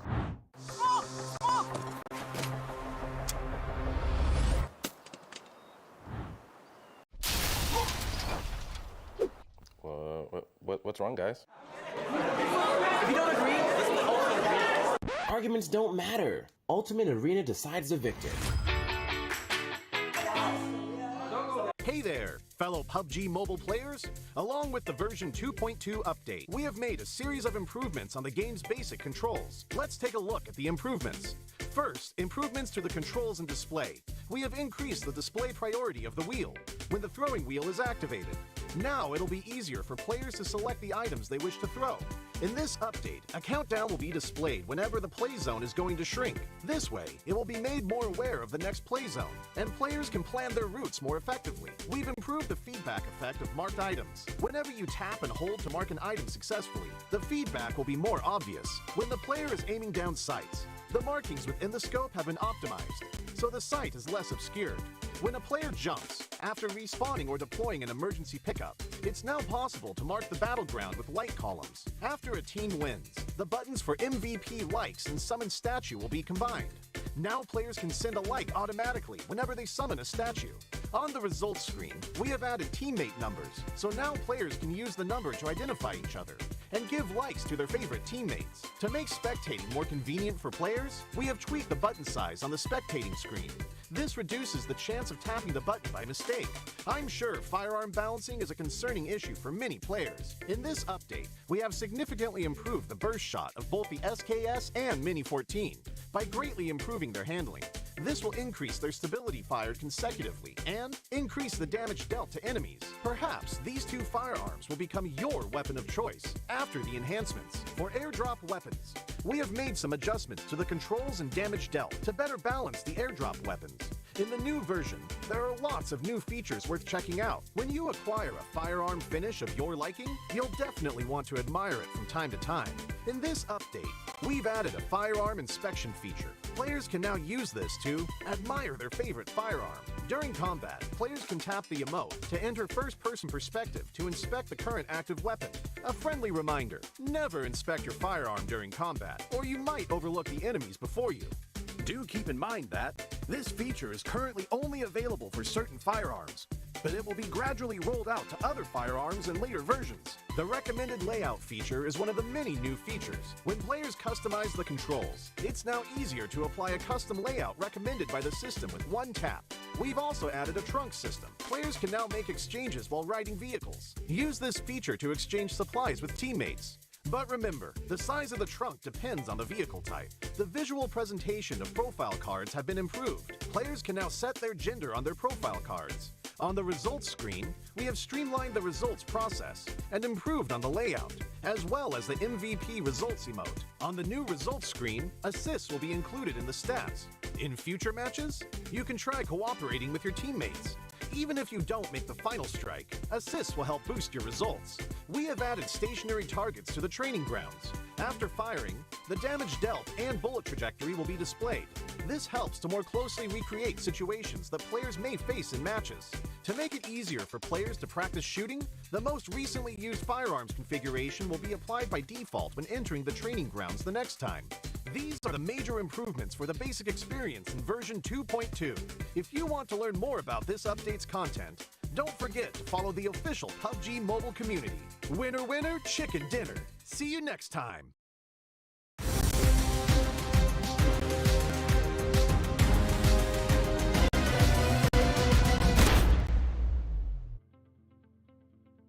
Hello and welcome back to the PUBG Mobile Pro League Africa Fall 2022 Season 4 matches right here on Day 3 already concluded, and we're getting ready to move into our final match of the day. But before we get into our match rankings of the boss match of match number 4, we are going to be taking a look at a few of the highlights from this past game, just to showcase few of the amazing moments we had as the team stepped up and absolutely amazed us with some great performances. As we know, of course, that winner chicken dinner looking absolutely exciting, and some very challenging performances, right? Leaders Esports just keeping that whole place under lockdown. Yeah, no, looking into the final moments, it looked like leaders were, well, confusing me. I thought they were myth for a little while because they were just kept in, getting that zone place after zone place after zone place. But no, they just brought the absolute action. As we take a look at the upper moments for our first Miramar of the day, it was quite an interesting one indeed. We started off with, a very good showing here from, of course, Legends of War trying to take down Wave Esports. It turned towards Darkness's, opportunity to take down Triple Esports, and just towards the end, we had that trade for trade. DWAS taking out Super Young Stars, and well, the Blue Zone taking out DWAS here. But this final moment was absolutely crazy. Between all of the teams in these final stages, DK, there was not really an opportunity to, well, reset yourself, get those HPs back up before you are blown to pieces. Yeah, that just keeps everything so contentious across the board, right? Making it really difficult for any team to find a lot of success. But a few of them did, right? A few teams were able to establish themselves with some decent points. So let's take a look at those match rankings to see what they unlocked. Of course, Leaders Esports walking away with 26 points in total to their name, but Seoul Esports also hot on their heels, coming in with 20 points in total. Oh, I like to see it, like to see it. Such an interesting set of teams that we have on the first page this time around.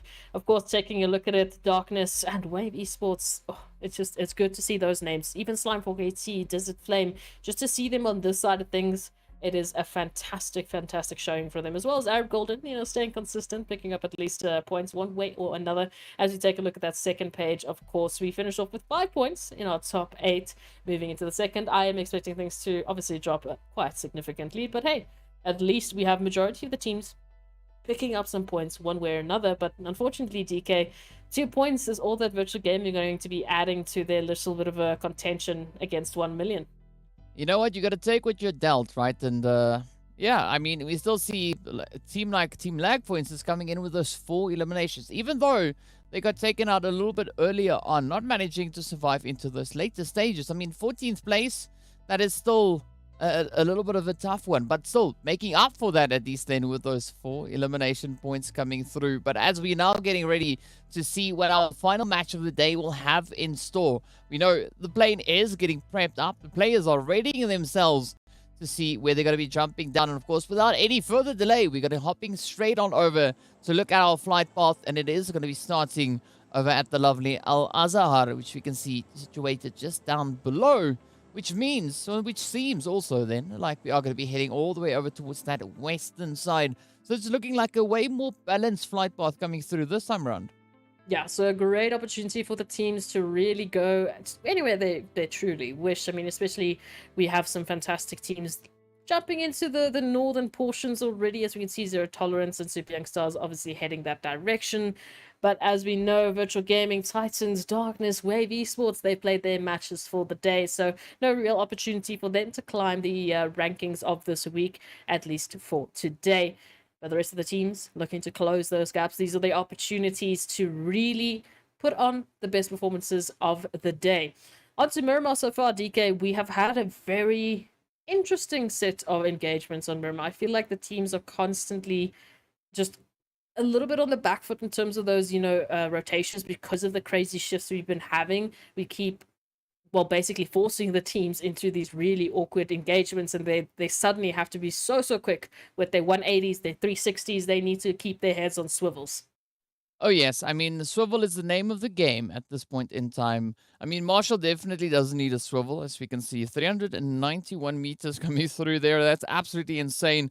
But again, right, this is where swivels kind of comes in, right? D3S, Morteza, Lazy Boy. Wow, that is some pretty crazy figures coming through. 6 coming in there for D3S. I mean, for just finding a good placement with the nade is challenging already. Now, succeeding in taking down 6 players, that says a lot, right? So, some really good efforts being shown by our players. But, of course, looking down on the map, we can see that nice little cutoff coming through on that western edge, right? As we know, close to that position in which VST currently are positioned, there is a chunk of that playable area that is actually cut off. So I'm curious to see just whether or not the zone is going to continue on that western position, or if it's going to maybe make a bit of a swing towards the east. Not a lot of hot dropping coming through, though, this time around. At least, I guess, we've unfortunately seen a lot of teams finding themselves in not all too favorable positions because of those hot drops, going out obviously a lot sooner than they were planning. So at least now they've got a little bit of time to set themselves up, to get the information they need to move on a little further into this Miramar, hopefully, than the previous. But of course, if you take a look at a few things, Skydo doing a little bit of scouting towards Seoul Esports, it's quite, I don't want to say isolated, but split up from the rest of his team nonetheless. Hopefully they will be able to get a vehicle and take that rotation closer towards their teammates. Of course, Legends of War just driving past PRZ saying, hey, nice house. Oh, that's not very nice of you, however. Flick going down, and PRZ saying, hey, you're going to give me the opportunity. I'm going to take it. Yeah, but PRZ, being quite defensive of the house here. Not going to be letting anything. My property. Yes. Intruders alert! Put down the defenses and, off my just make lawn. sure that nobody comes close. So I think that is going to do some good things, at least for leaders now being able to kind of just assert this position even more so. We're yet to see where Morteza and the rest of the team are going to be looking to rotate towards, right? There's still quite a bit of a rotation to be had, but as we know, it's that looting phase. So it's not going to be all too troubling for them. Gary Boy, however, is quite close to the position of Mad Knight. So, things could get a little bit frisky and risky on that end. I like it. Frisky and risky, absolutely. So we'll see what's going to occur for some of these teams, how they're going to be handling the action and, of course, the pressure from the rest. But taking a look at things a little bit more towards the northern section, still no early rotations just yet. We still have Soul, Zero Tolerance, Super Young Stars, one round in particular holding that northeastern portion. And again, in terms of the rotation they have to take into that northeastern portion of the zone, I'm not seeing any easy openings here, DK. There really is no pathing right now, at least, that looks like a good idea for me. Even if they do run a 1-3 setup, they're going to get that information very quickly that maybe they don't want to go, really. So hopefully they'll be sticking towards the outskirts, taking a bit of a later rotation, which again, I believe, teams like Super Young Stars and Zero Tolerance are accustomed to, because they always do generally drop to that location. So they know what they're in for should they take a rotation right now. But it is going to be fun. Yeah, it's gonna be fun, right? Definitely, I have to agree with you on that one. But especially for the team situated towards that far northeastern side, right? If they're going to be looking to rotate along that coastal line, I think they should have started with the rotations already. So I don't think that is going to be the exact direction they could be looking at, but who knows? We could be completely wrong, right? And they might even surprise us. But center zone is, I think, where the action is going to be, at least for the time being. We got the players there from VST just locking down Monte Nuevo.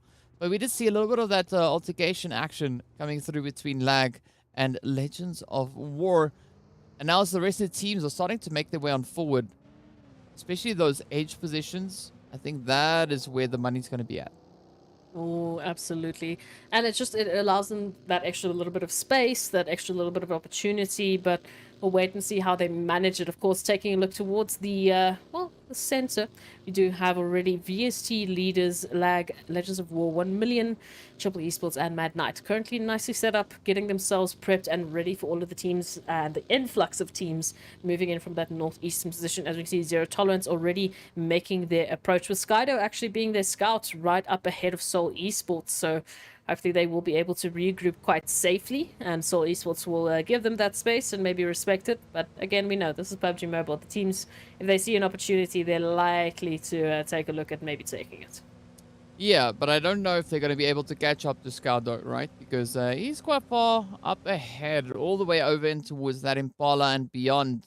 So there's quite a bit of distance already being created right there. But if we look on towards the Team Myth, for instance, right, you can see them holding up in towards Minas Generales. And also moving in towards this eastern side, at least for them, it's going to be very comfortable, right? There's no contention here whatsoever. So they can move in, get themselves positioned, get themselves kind of situated, and then maybe look to bring in a little bit of that fortification in anticipation for a crazy shift on the zone. Because if we've seen these Miramar zones, we know that it's probably not all too likely that it is going to be moving even further towards the west, right? Hopefully I'm wrong, and that is exactly what happens. But I'm honestly suspecting it's going to be centering up at least towards Chumacera, that kind of position. Yeah, we've had a lot of Chumacera zones, so I wouldn't be surprised at this point in time. And it would be interesting if it does go a little bit more towards this, the western portion, because 1 million will be like, really? A gift for us? It's for me? Thank you very much. Well, No, it's we'll for see. free. It's for free. It's for me. I like it. But we'll have to wait and see how that's going to happen. Arab Golden coming through in from this northern portion, actually, into obviously a very open El Pozo. As we've said, 1 million have moved already towards Monte Nuevo. So they have a great opportunity to get themselves set up. And Slimefork AT just getting into the zone quite nicely. Just behind them, of course, or at least just to the east of them. We have one round making a similar approach into potentially San Martin. And a few more of the teams centering up, which means we have that space on the outer edges for the teams that have that later and further rotation to hopefully get themselves situated. Although we know Zero Tolerance, Soul Esports, and of course Super Young Stars still out in the zoo, out in the blue, rather. Well, I keep saying Out in the zoo, yeah. Out I in mean, the blue that zoo. also works, right? Because it's crazy out there. But yes, they are making me swallow my words. As we can see, they are pushing along that coastal line. Well, facing the damage that's coming through from the blue zone. Fortunately for them, it's still only that first phase blue, so it's not going to be dealing all too much damage. But this is going to be the kicker, right? This next phase, this is going to be the determining factor for a lot of these teams' hopes and dreams, and it stays further onto the west. I mean, wow. Okay. Hello. We like it. This is now, especially looking at the area that it's moved in towards, a team like Legends of War could really stand to capitalize on the territory because there's so many valleys for them to just play at. And of course, so getting set up with the elevation, especially in towards that zone, that is where the key is going to be at. And of course, this just adds more pressure to Zero Tolerance, Super Young Stars, Soul Esports, and even Blackjack, as they're still trying to make their rotation from the east. So they have just been chasing after the zone for this entire Miramar thus far, at least. Well, hopefully they'll be able to catch up soon and get themselves set and prepped. But I do like what you mentioned, Legends of War holding such a good opportunity, as once again they were the lucky team, or at least the proactive team, to take that Chumacero area, to get themselves situated in that extremely difficult terrain. And now they can set up and they can wait for the teams to try do the same, while they obviously throw a couple of welcoming presents their way in the form of a couple of bullets, or 2 or 3 or 100. We'll have to wait and see. But of course, center zone so stacked with teams. Well, Slimefork AT, ooh, give 7 Reef a welcoming package of their own. Yeah, I mean, Storm waiting almost for the longest time before taking those hits. Now it is going to be Triple coming in with a little bit of repayment, sending those shots out. Unfortunately, not really connecting up as they would have wanted to, but Storm going to be pulling it scarily close, just on the opposite end of that road.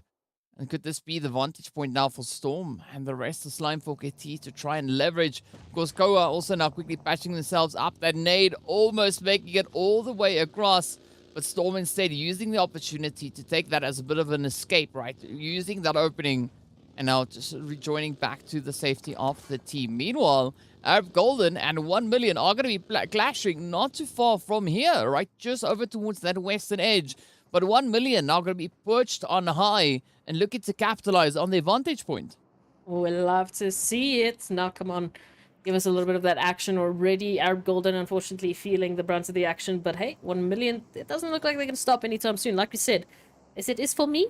Is the Western Zone for me? Because we were here, we were waiting, we were ready for it. And now they've got such a good opportunity with this position to really punish the teams moving into this western path of the zone. And I mean, even if you take a look at there towards Valdamar, of course, very empty, because normally that would be the side the Titans are coming in, but they're not playing here. So it's up for the grabs. Hopefully some of the teams like Zero Tolerance or Blackjack might make that southern approach, just give themselves an extra little bit of space to work with. Yeah, and space is going to be something that teams won't have all that much of, right? As we can see also, Desert Flame leaders finding each other in that more centralized position up in towards La Drillera. But again, some really challenging plays are going to come through as we still have all 16 teams alive. Only 2 players have been sent away so far, right? That's it. We've got 1 knock currently on Desert Flame, as we can see Flacco there. But I don't know, and I don't think that Desert Flame is going to push for that race anytime soon. Zero Tolerance also going to be having a little bit of company moving in alongside them there at the hand of Super Young Stars. But now the zone takes that swing further to the north. And Slime, Arab Golden, Triple, and 1 million, as well as VSC, can now just look to capitalize on their current positioning. But I'm expecting leaders to have their hands absolutely jam-packed with teams trying to move in.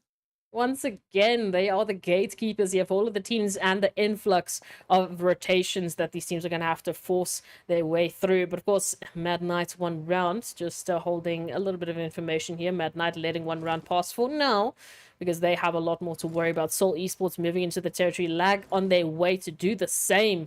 And now we can see Mad Knight with a great opportunity here towards Seoul Esports, but how is this going to pan out? YC up close and personal here towards Tyson. That nade's going to get sent out. Who is going to be making the connections first?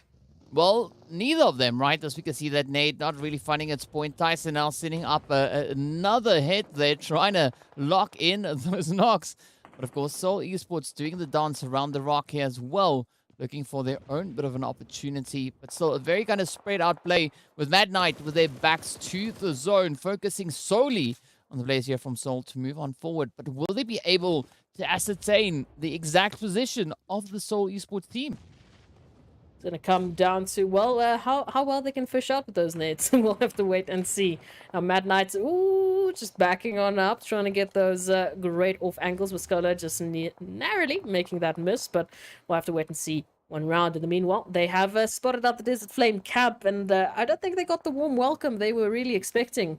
But Desert Flame definitely handing out a couple of bags of pain, and very, very scary pain. But leaders are going to be a threat, as we know. Holding that position in zone, they can definitely jump in if they want to. Well, they have to just worry about the rest of the teams rotating into this position as well. Well, I'm pretty sure they want to, right? But it's all going to come down to whether or not they're able to pull it off. Now, it's going to be leaders still locking in that position on the very edge of zone. But still so much work for those outlying teams having to continue to roll on forward. I mean, look at Hainsley just perched on high, center zone, taking swing at everyone that moves up ahead. Well, Desert Flame and 1 round are trying to kind of get themselves at least positioned in some form of safety. We then also add on to that with Leaders Esports also catching them in the crosshairs. Surprise, surprise! You made this rotation. Just remember that. But of course, Zone is going to be having its hand. BRZ now trying to relocate as so many teams are moving on in. They do need to manage their escape path because they don't want to find themselves in a position where, well, unfortunately, they can't get up. But Cacao finding the beast, and now 1-9 up next to try and just hold off against Mad Knight as Wascola just applies so much pressure and gets a confirmation. As unfortunately, Lag will lose 2 members almost instantaneously. Impressive English. But yeah, we got to move on to our 15 teams. And that was the first team, DK, to drop. Yeah, instantaneous action is crazy, Instantaneous. right? Wow. There we go. English. I mean, English, what's that? It is going to be Mad Knight now to face a very similar fate to the one that they just dealt.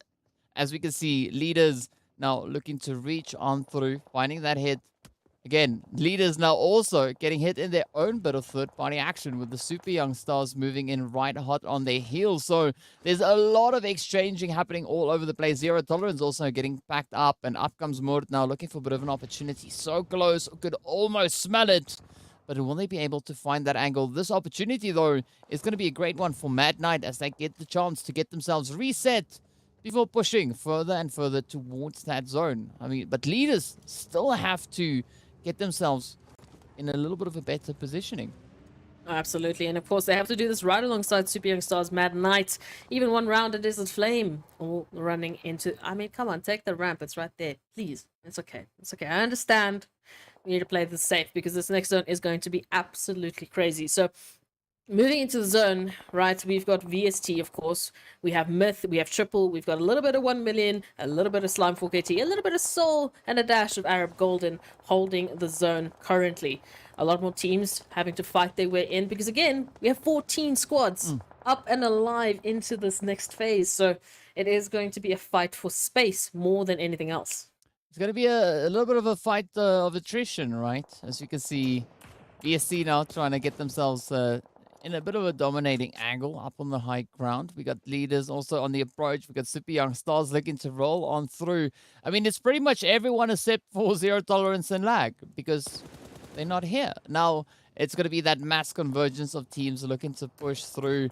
Leaders trying to test out their options, but not the easiest role. Meanwhile, VSC, and a great opportunity. They can just sit down, or sit back rather, and just reach in almost any direction and pick off players as they start to rotate up.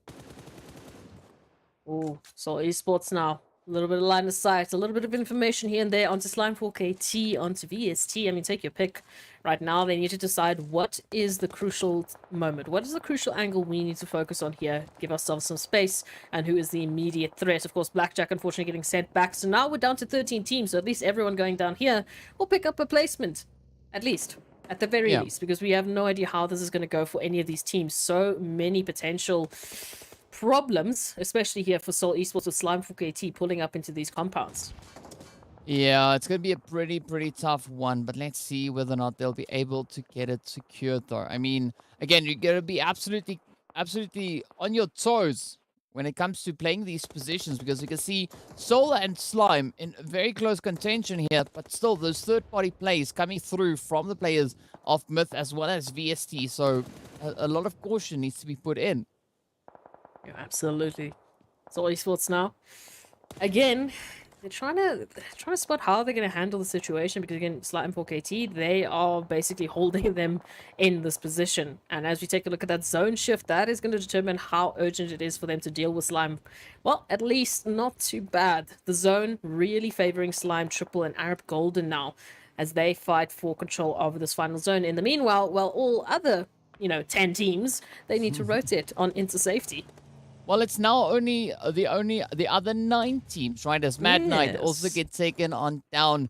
But looking at the positioning that we have in that zone, I'm thinking that Arab Golden actually find themselves in a pretty opportune position. But in the meantime, it's going to be Legends of War now looking to find a bit of a trade here at the expense of the super young stars. Leaders also stepping up, finding Winky, and VST still right there. And this is where the fighting will continue. Leaders, VST, super young stars, all now fighting for a potential approach back in towards the zone. But up comes the rush. There's going to be Zuxi to deal the devastation now, as Leaders are reduced down to 2 players. It's going to be up to Gary Boy and Morteza, but already 11 eliminations to their name. Leaders absolutely looking to obliterate any opposition they can find. Oh, Leaders now taking a rotation around this cliff. NASA, of course, trying to just rotate on out of the situation into the vehicles they go, so they should just get out of the side of Leaders. But what is VST going to have to say about it? That is going to be the question as they get into zone. Of course, Triple Esports in the meanwhile taking out Legends of War potentially.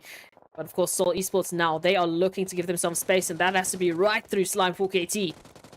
Oh, is it going to work though? I mean, Goa coming up with those plays once again now. Soul trying to send out a few of those mollies, trying to maybe cook up the action out here, but Goa stepping in, just healing absolutely glorious hits on towards them. YC quickly also just looking to duck back through, but again, right, Soul having that 2-2 split is going to be Koa now just trying to keep up the plays here alongside Storm. Up comes the hit. It is Hamo to be confirmed.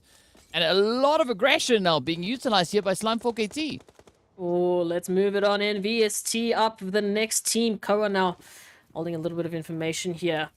Of course, Seoul Esports is, well, all down to YC. But we know what YC can do, and YC has DBS. So again, I don't want to put my money on YC, but they definitely have an opportunity to make something beautiful happen here.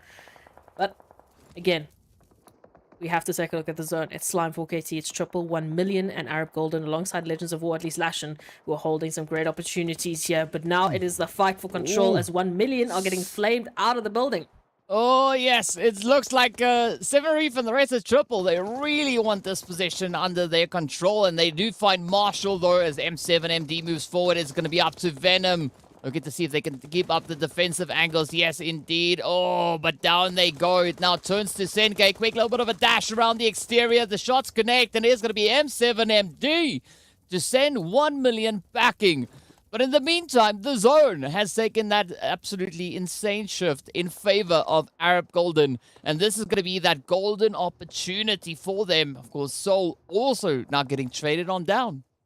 It is a lot of pressure for these teams to move on in, because Arab Golden are just sitting pretty in the zone, waiting for all of this action to move on in from the southeastern side. Now, Myth, of course, the furthest team, alongside, of course, DWAS and Slime4KT to make a rotation, but DWAS now, the solo here for Desert Flame, has to choose their battles wisely, as we can see.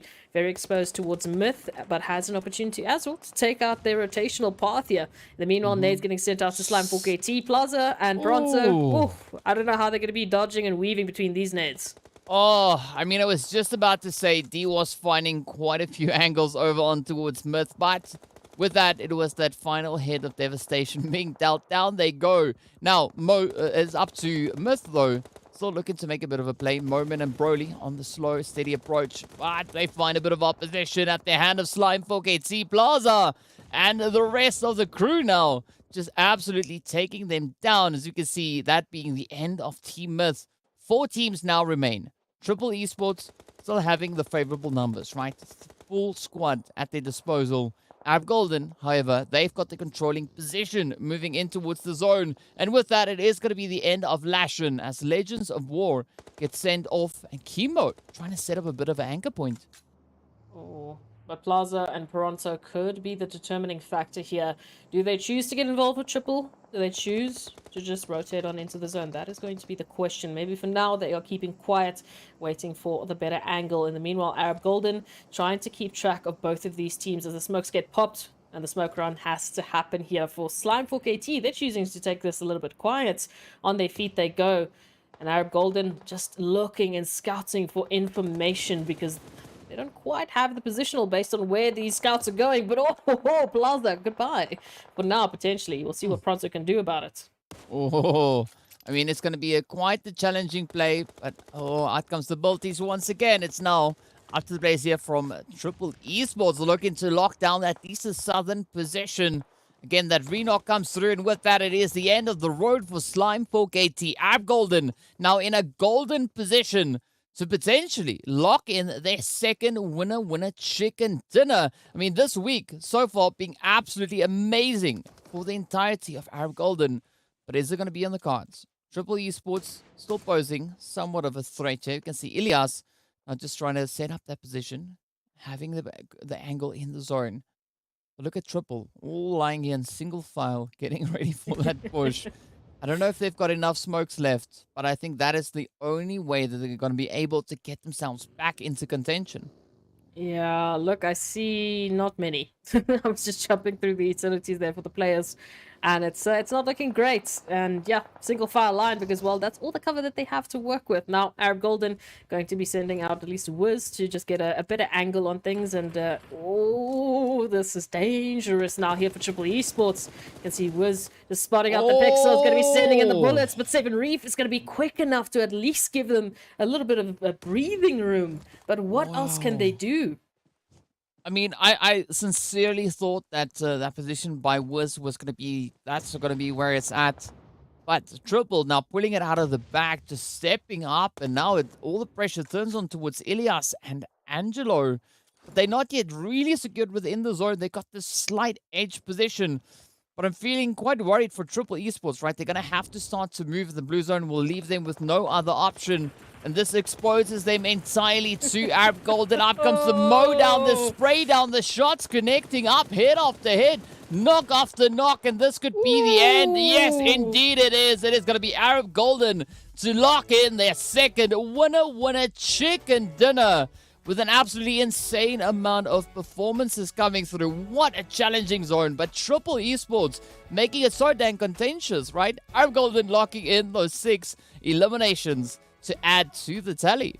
Yeah, Triple Esports really got done in there by the zone.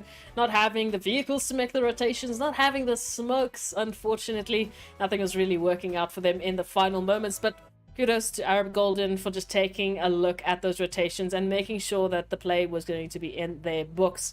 Now, of course, that is the last map of the day, so 2 more days of play left, and so far we've already seen a lot of the teams that have been pretty quiet, at least for the last couple of weeks, suddenly bringing a resurgence in energy and a very different approach from what we've seen so far. Yeah, I mean, that's what makes it so exciting, right? There's no certainty whatsoever. The only thing that's for certain is that we are going to be taking a very quick break, so be sure to stay tuned, and we'll see you guys right back in a short few moments.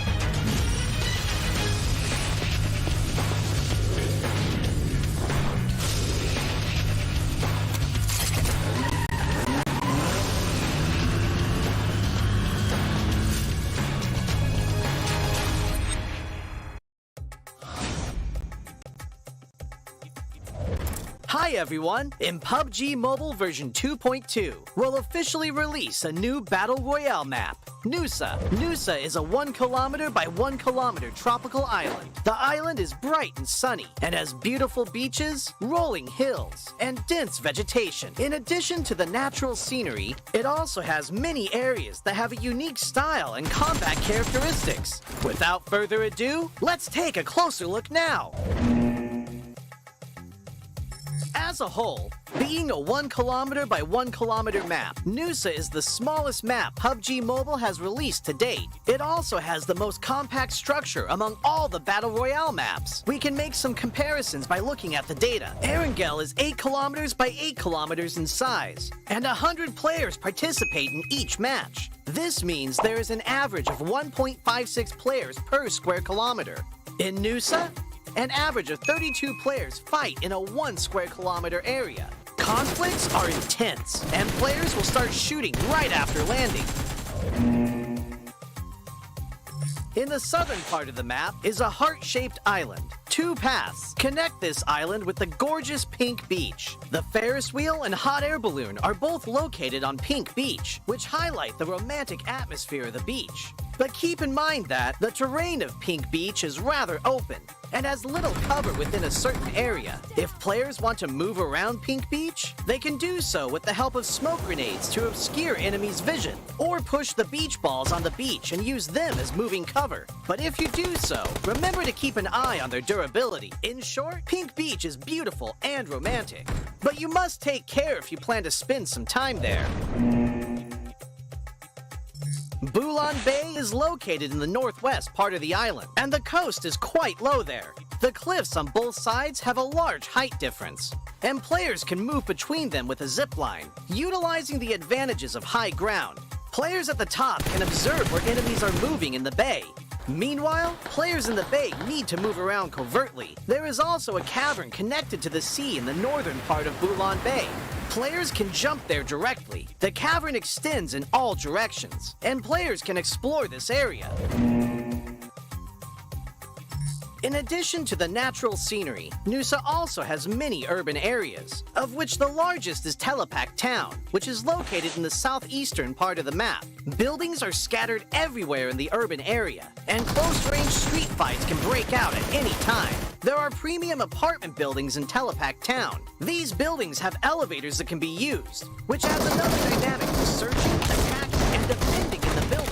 For example, players can set up an ambush in the elevator. By getting in and not selecting a floor, they can then give enemies a surprise when they enter to use the elevator. The rooftops of buildings in Telepak Town are also connected by zip lines, which gives players more flexibility in urban battles. If the zip line is destroyed, it can be repaired with a tactical crossbow. I believe Telepak Town will give players a unique 3D alley combat experience. If you like fast-paced battles and enjoy thrilling shootouts right after landing, you can land at the Science Center at the heart of the map. The design of the modern orbital satellite roof feels really high-tech. The Science Center has 3 floors. Each floor is spacious and contains lots of supplies, which attracts many players to loot this area. As you can imagine, very intense battles will break out between these floors. At the top of the Science Center is a rooftop with a multi-layer structure. Players can look far into the distance from here for a great visual advantage. However, they'll also be exposed as there's nowhere to hide. If you want to land directly on the rooftop, you must check if there are enemies nearby to ensure your own safety. In short, if you're confident in your close-range shooting skills, you're welcome to land at the Science Center. Like the Science Center, Flame Village is also located at the center of the map. The terrain is quite low there, and the village is surrounded by mountain slopes. There are many huts in the village, and there are many places where you can stand on the beams of the huts. Players can climb or jump onto the beams to ambush other players. But there's one thing you mustn't forget. A tactical crossbow used with firebolts can set the huts on fire. This will expose the players hiding in them. Of course, firebolts will burn and deal damage to enemies when they are hit. In addition to huts, there are also brick buildings that cannot be set on fire in Flame Village. They occupy a large area. contain plenty of supplies, and are high conflict areas. If you're confident in your shooting skills, you can choose to land at Flame Village or Science Center at the heart of the map. It'll also be convenient for moving to areas along the edge. Other than the previously mentioned areas, this island also has winding and rugged mountain paths, a shipyard where the whistle roars, a regal resort with wide and open terrain, Sunset Street, which is planted with mini banana trees, Crystal Bay, which has secret rooms, and more. These are all gorgeous locales that can bring players different gaming experiences. After hearing the above introduction, I'm sure players already understand what makes Noosa so uniquely fun. Lots of supplies for fast looting. The verticality of the terrain increases the strategic depth of battles. And the 1 kilometer by 1 kilometer size makes firefights inevitable. What are you waiting for? Gather your friends and enjoy a rowdy vacation on Noosa. For more details, don't forget to follow the official PUBG mobile community. See you next time!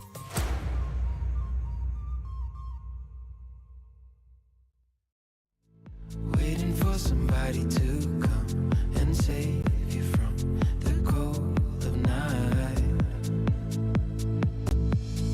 Easily, we've been falling in disbelief. I think I'm ready for another try, but this feels like the last time.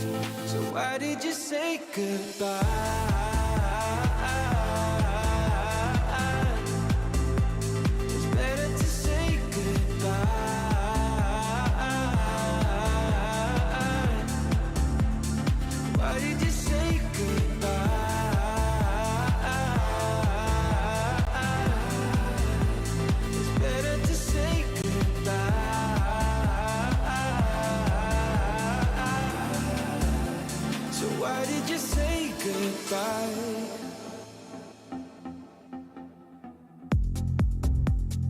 Quiet like the ocean,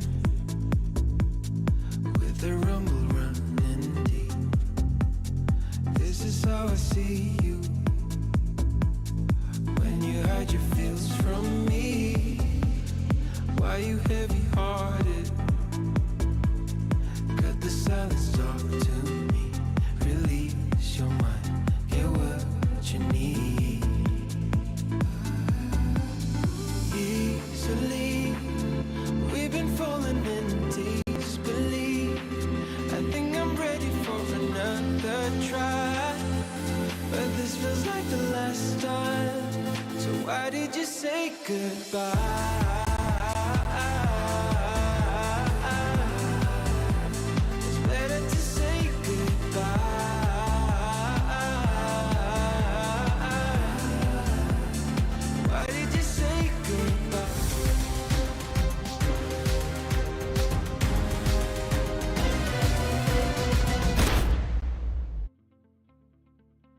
Hello and welcome back to the PUBG Mobile Pro League Africa Fall 2022 season. Of course, the day's proceedings now done, right? All the maps have been played out and we've been seeing some pretty surprising performances coming through. Some crazy clutches. And of course, the last match being no stranger, right? The game's still being absolutely exciting all the way to the very finish. And of course, speaking about that, we are going to be taking a look at our match rankings to see how many points the teams were able to secure, with Arab Golden locking in that winner chicken dinner, but only managing to land 21 points. Instead, Triple Esports, with their double-digit eliminations, securing themselves 22 points to take the pole position. Even in the tough positions Triple Esports found themselves, they really found the shining moments. So picking up 10 eliminations, obviously one of those was thanks to Arab Golden.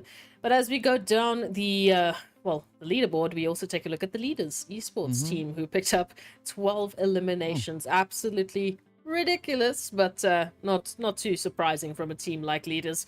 We move on down 1 million, picking up 7 as well. So I don't know, maybe that contention between themselves and Virtual Gaming might still be on. We'll have to wait and see later on for the overall standings, how that is actually taking a look at. But it's good to see some faces here like Desert Flame Esports and Legends of War making an appearance here on the first page. Yeah, I mean, Leaders Esports definitely being the leaders with regards to aggression, right? I mean, 12 eliminations really doing them some very favorable things. And of course, right, we've said this before, teams really looking to capitalize on that 1 point being awarded per elimination. So this is going to do quite a few favorable things. But as we know, this is only our first page, right? We do have 8 other teams situated on that second page. And as a result of the aggression being shown on this first, that is only going to mean that it's going to be a little bit more scarce moving towards that next one. But we at least also then see our top 5 teams being able to lock in those double-digit pointers. And of course, Legends of War only landing those placement points. But let's take a look and see what that second page looks like and how many points they were able to provide. Of course, it is going to be Super Young Stars sitting at the top there with their 4 points. And then we move down to VST with a 3. And of course, Soul Esports 1 round, Mad Knight and Blackjack locking in 2 points apiece. With Zero Tolerance and TEAMLAG having a little bit of a less favorable performance. Yeah, it was quite a crazy contentious placement there towards the end of Miramar. It was tough. The zone shifts really weren't looking too good for anyone's favor other than Arab Golden, of course. So the teams really had to push it. They really had to fight tooth and nail to try and get themselves closer and closer to any sort of opportunity. But hey, some great eliminations picked up here and there, and points are points at the end of the day. So unfortunately, Zero Tolerance, TEAMLAG, I have no silver lining for you. I'm sorry. But hey, you still have tomorrow and Sunday to come back with that performance and hopefully pick up a lot more points in their respective matches. So match rankings done and dusted, and of course our Miramars have been absolutely spectacular. The teams have really shown to surprise us with the aggression that they've been bringing in. So overall today, I would say we've continued that streak of just having such an aggressive day with this particular map pool. Yeah, pretty much, you know, and that's kind of just the roll of things, right? And of course, speaking about roll of things, we are going to be rolling into our overall rankings where we can see the players from 1 million holding on to pole position, just 1 point ahead of Virtual Gaming. But Virtual Gaming doing a really phenomenal thing here today, right? Locking in those 100 placement points. And that just shows, you know, that when a chicken dinners, those 15 points per chicken, it can really start to add up. But that is never the emphasis of any of these teams, right? Unless, of course, your name is Untitled Gaming, who's already got, what, I think 12 at this point in time. So some pretty crazy eliminations there. But yes, our aggressors definitely being the Titan Gaming team, right? 87, quite literally leaps and bounds ahead of the competition. The only team that gets close to them is going to be 1 million with those 74 eliminations. But again, right, a very competitive kind of placement on this first page.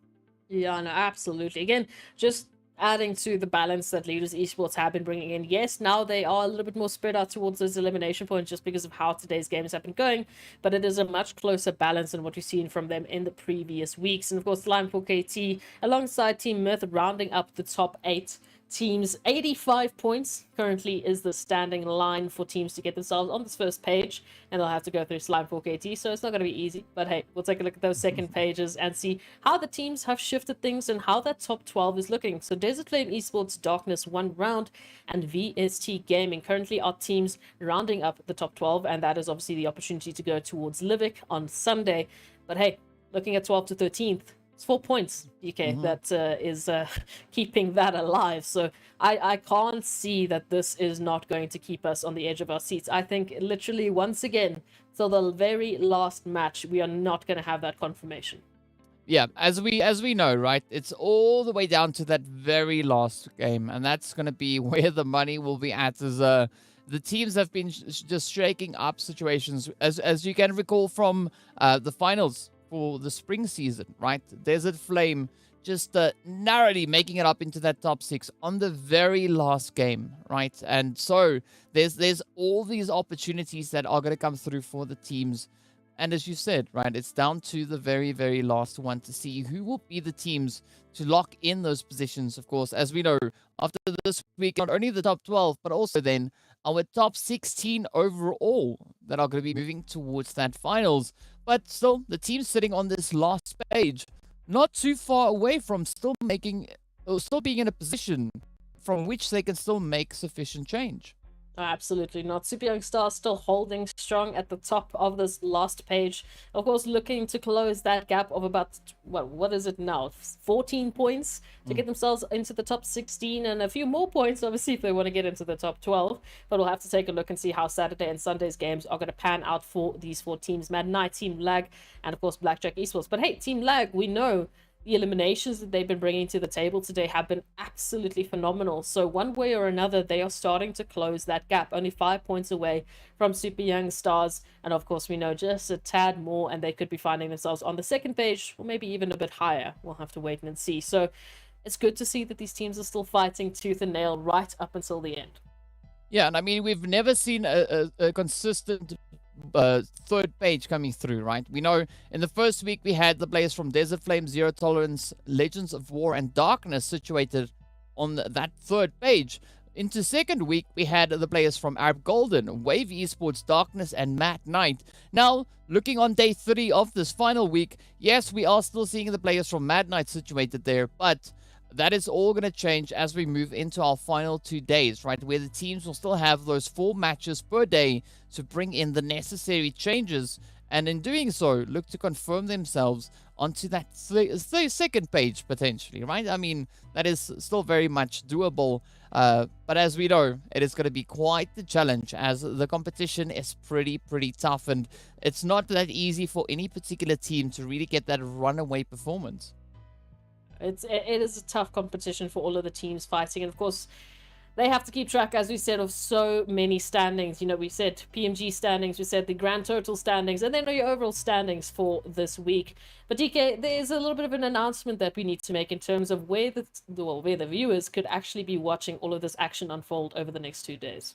Yeah, of course, you can follow us on our socials, as you can see right here. It is going to be on YouTube, on not only the main channel, but also on the PUBG Mobile Esports MENA channel. You can, of course, reach us on Facebook at the PUBG Mobile Esports Africa channel, and then, of course, TikTok on the PUBG Mobile MENA Esports. So be sure to tell us what you think. Who's going to be the teams to rise to the occasion tomorrow?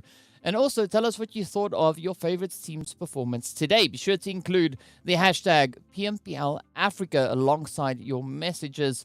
But of course, quite looking forward to seeing what everyone has to say about what happened today. As we know, right, it was an action-full day, quite a bit of spice being spread all over the place. And that only makes us that much more eager to see what is going to come through in our final 2 days. I mean, looking at just what we've seen today, it has been such an energetic moment for these teams to bring forth all of the action that they'd have to do, fighting all of those obstacles and bringing themselves into a position where they could actually take a piece of that winner chicken dinner. It has been such a wonderful opportunity to witness. Yeah, speaking about obstacles, one thing that is definitely not an obstacle is to crack open a Monster, right? So big shout out going out to Monster Energy, our official energy drink partner for the PUBG Mobile Pro Leagues. And of course, as per usual, right, we also then have to give a very big shout out going out to Oppo. So, Born to Win, welcome to the exciting match brought to you by Oppo. Get your gamer mode on with the much loved Reno 7 series. So, much love going out to both our sponsors there, Monster and Oppo. You guys are absolute legends. But of course, speaking about legends, right, we saw quite a few legendary performances coming in today. And tomorrow will be yet another opportunity for these teams to continue with the efforts, right? Continue with the grind, look to lock in those points. And who knows, maybe tomorrow we could have an entire different kind of situation when it comes to our top 16 teams. Of course, we know we're going to be moving into a very Erangel heavy day, so the teams, they need to bring the action. Well, on that note, we are going to be ending it right here for tonight. So be sure to join us back again tomorrow as we move into that Erangel heavy day with all the action the African region has to offer. Until then, stay safe, stay frosty, and see you all back again tomorrow.